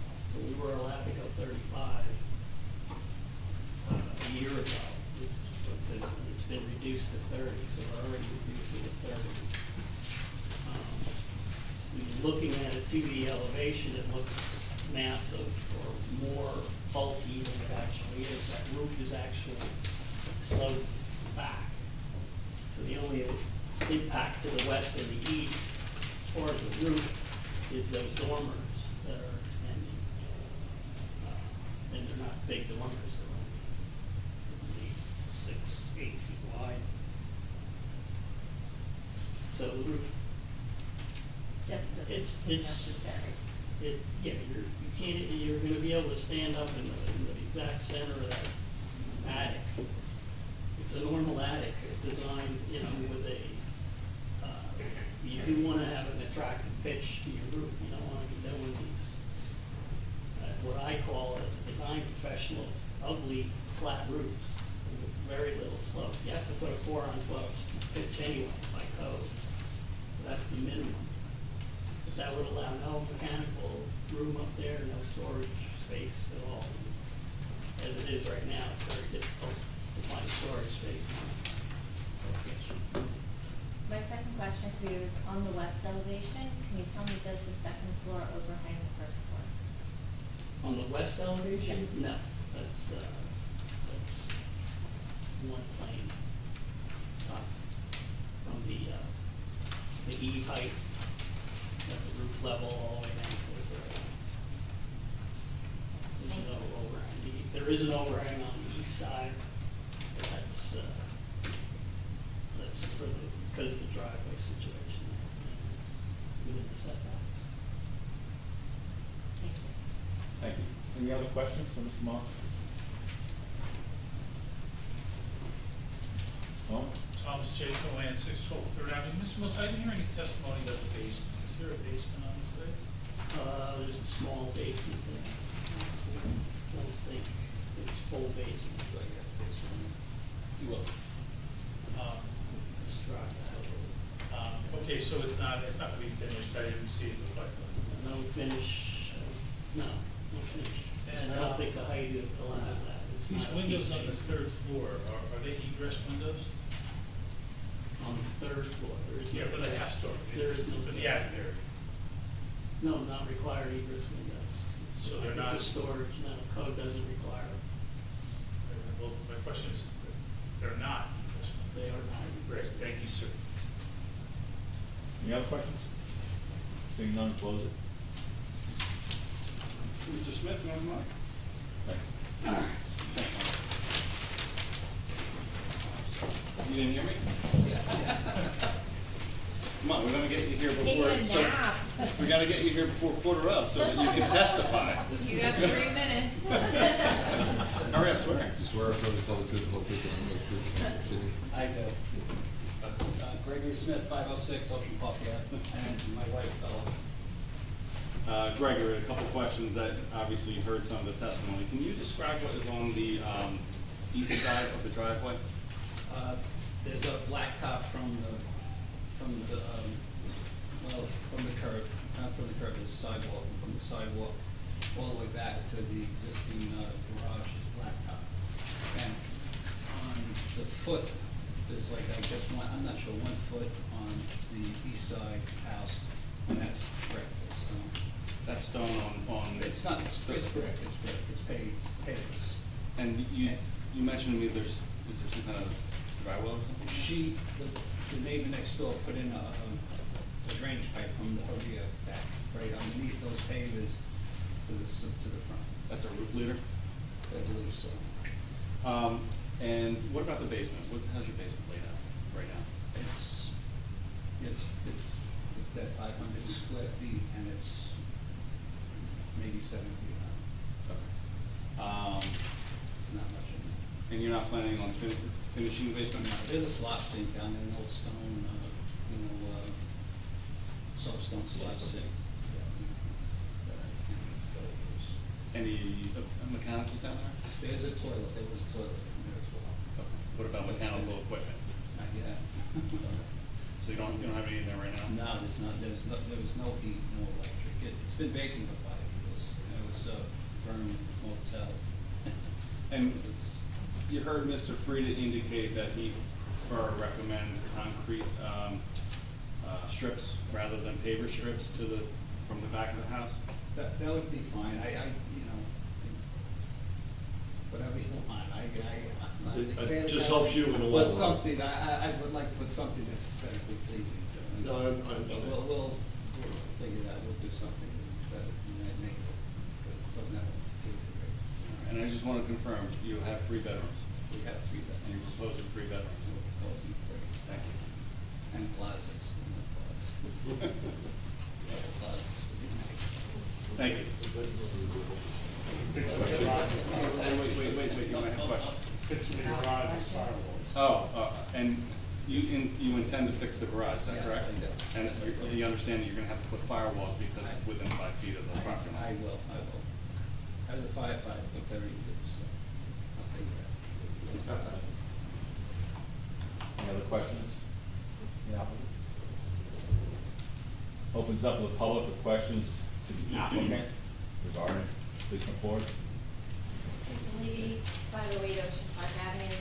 Mr. Smith, Yes. do you intend to do 99% of the work on this addition yourself, as you've done 99% of the work on the primary house yourself? I wouldn't know the exact percentage. I'm gonna, The vast I would need to hire some contractors to do some stuff, but I can do the plumbing, I can do the electric, I can do just about anything, but can I frame it? No, I can't. Run, no, I can't. So I wouldn't know the percentage. I really be, I don't know what the percentage was, but I intend to do most of the work myself, yes. Thank you. Any other questions? Yeah. Seeing none, close. Those are my only 2 witnesses. Anything around? I guess we have to open to the public for comment, right? Yes, open the application to public comment. Please come forward, Ray, please come forward. You should be a professional. Ray Wade, 507.5 Ocean Park Avenue. Raise your right hand, please, Mr. Wade. You swear or affirm to tell the truth, the whole truth, and nothing but the truth in life proceeding? I do. Thank you. I live directly across the street from Ray and his wife Bella, and I've been watching the project, excuse me, go on for about a year. And they've been doing some nice work. And I've reviewed the plans, and they look like beautiful plans. But when it gets done, it's going to be a beautiful project. And there'll be an asset to my neighborhood, my block, and Bradley Beach. And I strongly urge that you approve this project. Thank you. Thank you.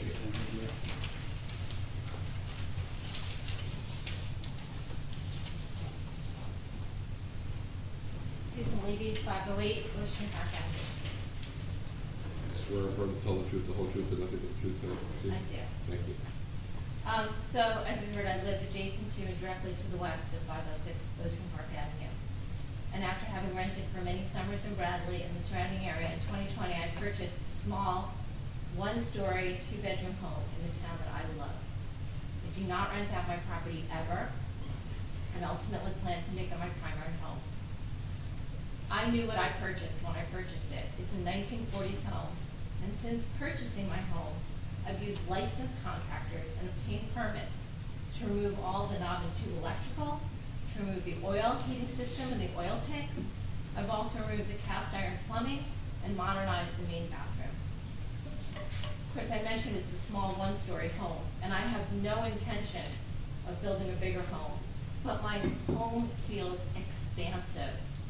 because it's extremely light and bright, with skylights in the back of the house, and primary bedroom windows that beautifully capture the morning sunlight. The Smiths knew what they were getting when they purchased 506 Ocean Park Avenue as well. After bidding well above asking price, in August 2021, they closed on a 1914 property that was uninhabitable. And I have pictures of what the house looked like. When there are pictures? We have to keep them, we can mark them. Oh, you can do that. So that's pictures of what the property looked like when they closed on it, and it was uninhabitable. Now, Mr. Smith indicated that he was planning to renovate the house himself, and indeed began working in earnest on demolition. Then it slowed to a crawl. He seemed to move from half-completed project to half-completed project. A window here, some siding there. Then he moved on to the inside, while the roof still had holes and the exterior was far from done. Initially, Mr. Smith said that he would be completed with his work in summer of 2022, then it was December of 2022, but he has failed to move forward in a timely manner, and he has failed to operate safely. I have some pictures right now of what the property looks like today, as well as the accessory structure. So it's 3 copies of each. So despite minor cosmetic improvements facing the street, what you can see from these pictures is that I've now been living next to an even more dilapidated home since the Smiths purchased 506 Ocean Park Avenue. These pictures were taken today and represent what the home has looked like for over a year. There are holes in the side of the house, and the garage is barely standing. Now, our regulations require that all accessory structures, including detached garages and sheds, be maintained in a structurally sound manner and in good repair. And our regulations also require that all exterior walls, including masonry walls, shall be free of chipping, staining, and deterioration of paint, and such walls should be restored to a good clean appearance. And I understand that there are exceptions during regulations for construction, but 2 years doesn't make sense to me. I reached out to the building department when Mr. Smith began work, and it turned out that he didn't have the right permits. And I'm not accusing Mr. Smith of being duplicitous, I just think he doesn't know what he's doing. He's asked my contractors questions which lead them to have concerns. And as you can see from the current picture, there's a piece of metal that's been hanging off the side of the house for over a year. It flaps in the wind, and on windy days, I am afraid to park my car in my driveway. And I honestly wonder if that house has asbestos that he improperly removed. So remarkably, and despite the fact that Mr. Smith is a retired firefighter, my neighbor at 508.5 Ocean Park Avenue also told me that Mr. Smith was burning debris in the backyard. I'm going to object to any statement from a neighbor. Thank you. Withdrawn. The Smiths have now asked for 2 variances due to hardship. They want to build a bigger house on a lot size that they accepted when they purchased the home. Over 20%, really pretty much what the variance allows. The other variance allows them to have only 17 feet between the home and the detached structure when they need 20. But I have huge concerns about how these plans are going to adversely affect me and my property. The large addition on the back of the home with an even higher roof line than the current structure will significantly block sunlight, particularly morning sunlight, from reaching my home, leaving me and my home in darkness. The proposed roof height dwarfs my home. It's out of character with the street and will overshadow my one-story home, literally and figuratively.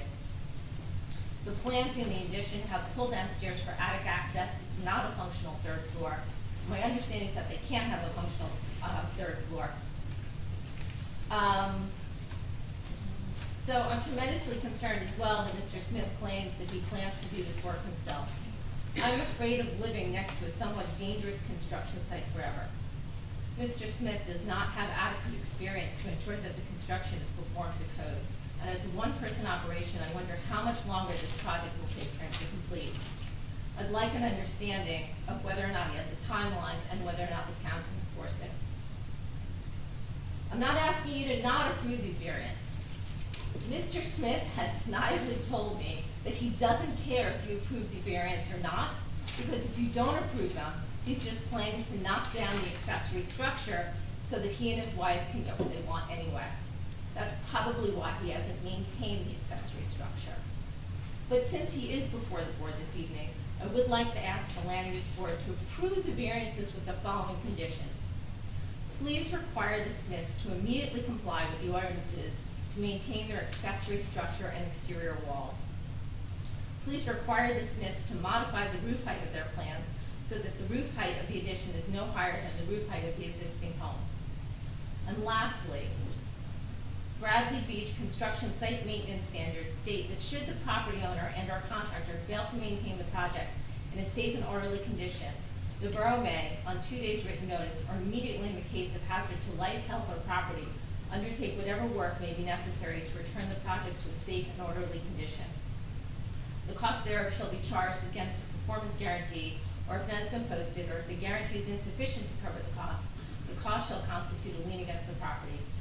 Before we grant them a bigger project, when they haven't successfully completed the original project in a timely manner, please hold the Smiths accountable to complete all work within 6 months of being granted any variances.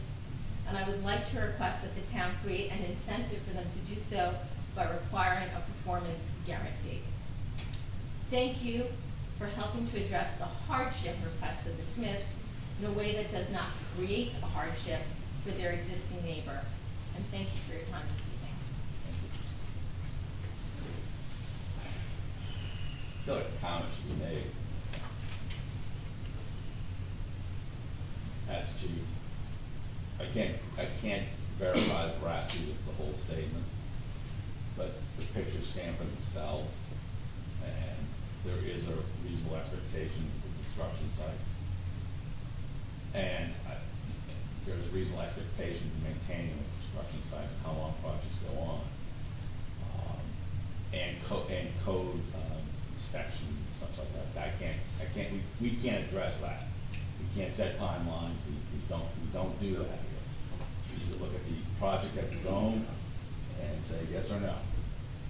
But there is a compact that's made between the applicant and the town that this is going to proceed in a timely manner, in a safe manner, and in a manner that respects the rights of their neighbors. I just, my own personal, that garage is deplorable. It's deplorable, and it needs to be fixed. Yes. Now, it needs to be fixed. Well, I'll do it, I guess I Well, I can't enforce it, I can't claim No, it, but I'm just saying to you, I just want, in public, you need to address this. Okay. At least deal with the flapping piece of metal, take it off the house, come on, it's a J channel. If you don't know what and there's inspections, and the town, I don't know how we do that, we can't, we've tried in the past, go through town construction officials to maintain and inspect, and I think it's just prudent on your part, and it's also respectful to your neighbors and to the town. I understand. That's my. No, I understand, I will. But there's limits to what we can do as far as enforcement. We have no enforcement policy. So. I will, if, oh, I'm sorry. Any more questions? Any questions from the public? Okay, let's see that close. Any other comments from the board? You've seen what we have here. The win on here, on what we heard, yes, we get with it. If we pass this tonight, you can't wait 4 or 5 years to finish this. We know it takes 6 months to a year to finish the project because of shortage of equipment and material. But you can't drag this on for year after year after year. Because, you got X number of years to get permits. You need license, electrician, plumber, and that. Maybe you are, so then you can do it yourself. But that does indeed some of the work you can do. Somehow, I'd like to make a comment. So my client has been working with his architect since before November of last year. Part of his overall project includes the request for the variance relief that we came for you tonight. A homeowner who lives at a home is permitted to do the work himself, but he also has to do, or she also has to do the work in a manner that's consistent with the code, that's consistent with your construction officials, And there are codes that they have to follow. And my client or his contractors are going to have to do that. I just want to make sure that everyone here, and I appreciate the comments from the public, and hopefully my client appreciates the comments from the public as well, and the board members.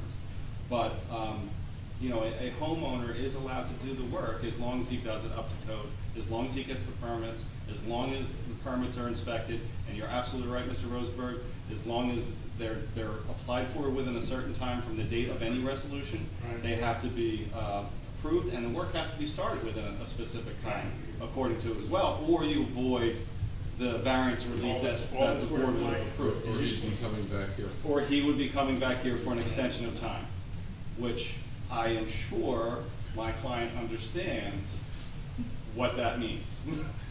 So with that said. It doesn't get easier the second time. Well, I would say it doesn't get easier the second time, and based on the information we have regarding the current site, a hearing from the board would be difficult to get. We clear? Yes. Tell me. Are we clear? Yes, yes, we are, yes, we are. There will be. I will address this as quick, I will address this as quick as possible. I will. Especially that garage. Thank you. Well, I know the drawing, look, Mr. Moss's drawing, 2D drawing, looks very bulky, but in the final product, it's gonna look a little different, just the way it's drawn, the roof lines. Do you agree with me on that, Kevin? Yes. I'm working on my 3D software. I can give you renderings. Okay, let's move on. I'd like to make a motion to approve the application, requested variances, and the addition of the comments made regarding drainage on the driveway. When having drains to the street, also 2 ribbons to the garage, concrete.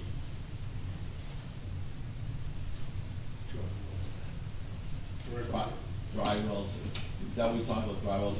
Yeah, if you can pipe it to the street, Right. that's good too. And- We'll work out what works on the site.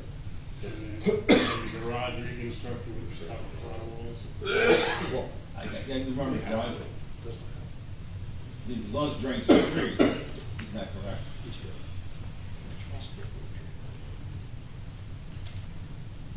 The rear house, the rear extension, we thought, we'll tie that all together. So are you making a distinction between drainage from the driveway as opposed to the home? Drainage from the driveway has pitch out to the street, the current driveway, so if they replace it, the new one should do the same. But the leaders we talked about. But the roof, the applicant has agreed to collect the water off the roof and either pipe it into the dry well or pipe it out to the street. Okay. Is that acceptable? Good? We're not, yeah, now, we're able to now the driveway is 7. You want the garage? You want a 1 foot Is that a setback, right? restriction? Firewalls, yeah, but that's kind of part of it. 7.5 foot driveway. Mr. Mayor, you want a 1 foot setback for the driveway? I'd like to see that. All right, the board would like to see that. The distance from the garage to the principal structure of 17.4 feet, while it's not 20 feet. That variance, include that variance. The driveway setback, as proposed. 1 foot. Yeah, 1 foot setback. Yeah. Yeah. Also, the fire rating to the garage is to be done, can we put a time limit soon, quick, 2 months, 5 months, Well, 6 months? I don't know what the condition of the. It's gonna fall down, it's gonna Yeah. fall down, and then we're gonna come back here with, Well, if I may, that is a mechanism of enforcement, not by this board, but by No, the you're right. construction You're officials. correct. Right, So, fire, you know, fire rating of the walls. Yeah, I mean, my client, in fact, we had a conversation today, my client understands that garage has to be addressed. That would be covered under the rehab, New Jersey State Rehabilitation Subcode, so any repairs, Brought those codes. that's an accessory. No, I think that would have to be brought up to, Is that gonna be incorporated to? yeah. Yeah, we have no problem with that being incorporated into any resolution of approval. They also need a building coverage area. That's correct, thank you. Building coverage, correct. Sidewalks and Yeah, curbs. and also the bullet points of general comments, sidewalks condition, all the applicant shall secure any and all construction permits for the project. The applicant shall provide information of taxes currently paid. And existing curb and sidewalk will be placed if found in poor condition. In the planting area, I don't know what you have right now, planting area, and it's just remaining grass. Need leaders and gutters on the garage? Is it not there now? Is it necessary? Garage is a smaller structure, doesn't usually generate a big generator of that, so I don't know if that would be bad. Okay. And this is a little bigger than your 25-foot issue. That's the motion. I'll second it.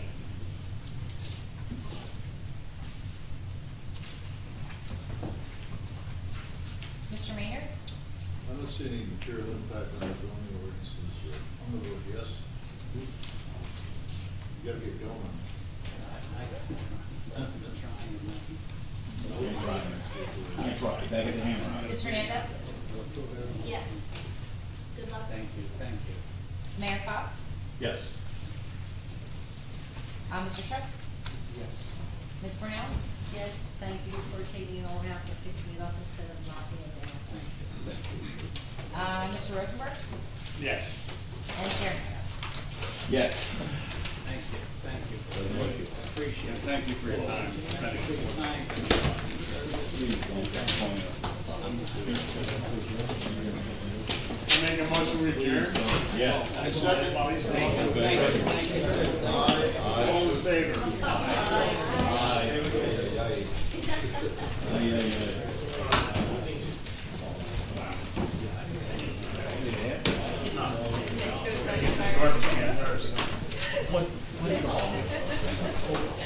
All the other.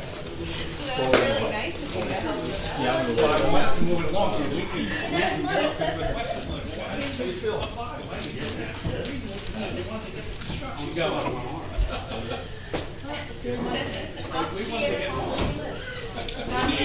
We need more professionals. That are helping other Lets people their out. clients know whether or not they have any chance of passing this bill. You will. It's a shame, people just take the jobs. I'm just upset, you remember your comments, because I'm sure I'm gonna be here on an application where you're gonna say, what? I'm upset, you remember that, because I do. I know. Good night, everyone. Never told me that. You didn't fall down in your porch. Yeah, I'm gonna call you.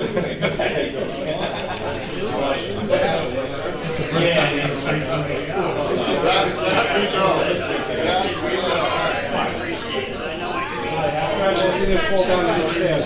See you next month. What's that?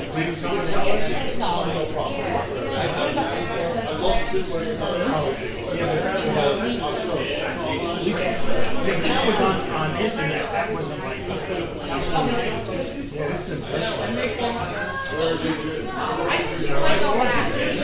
I got one arm, you got one leg.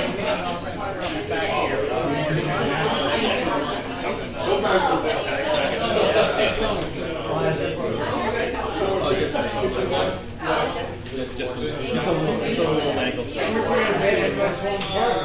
I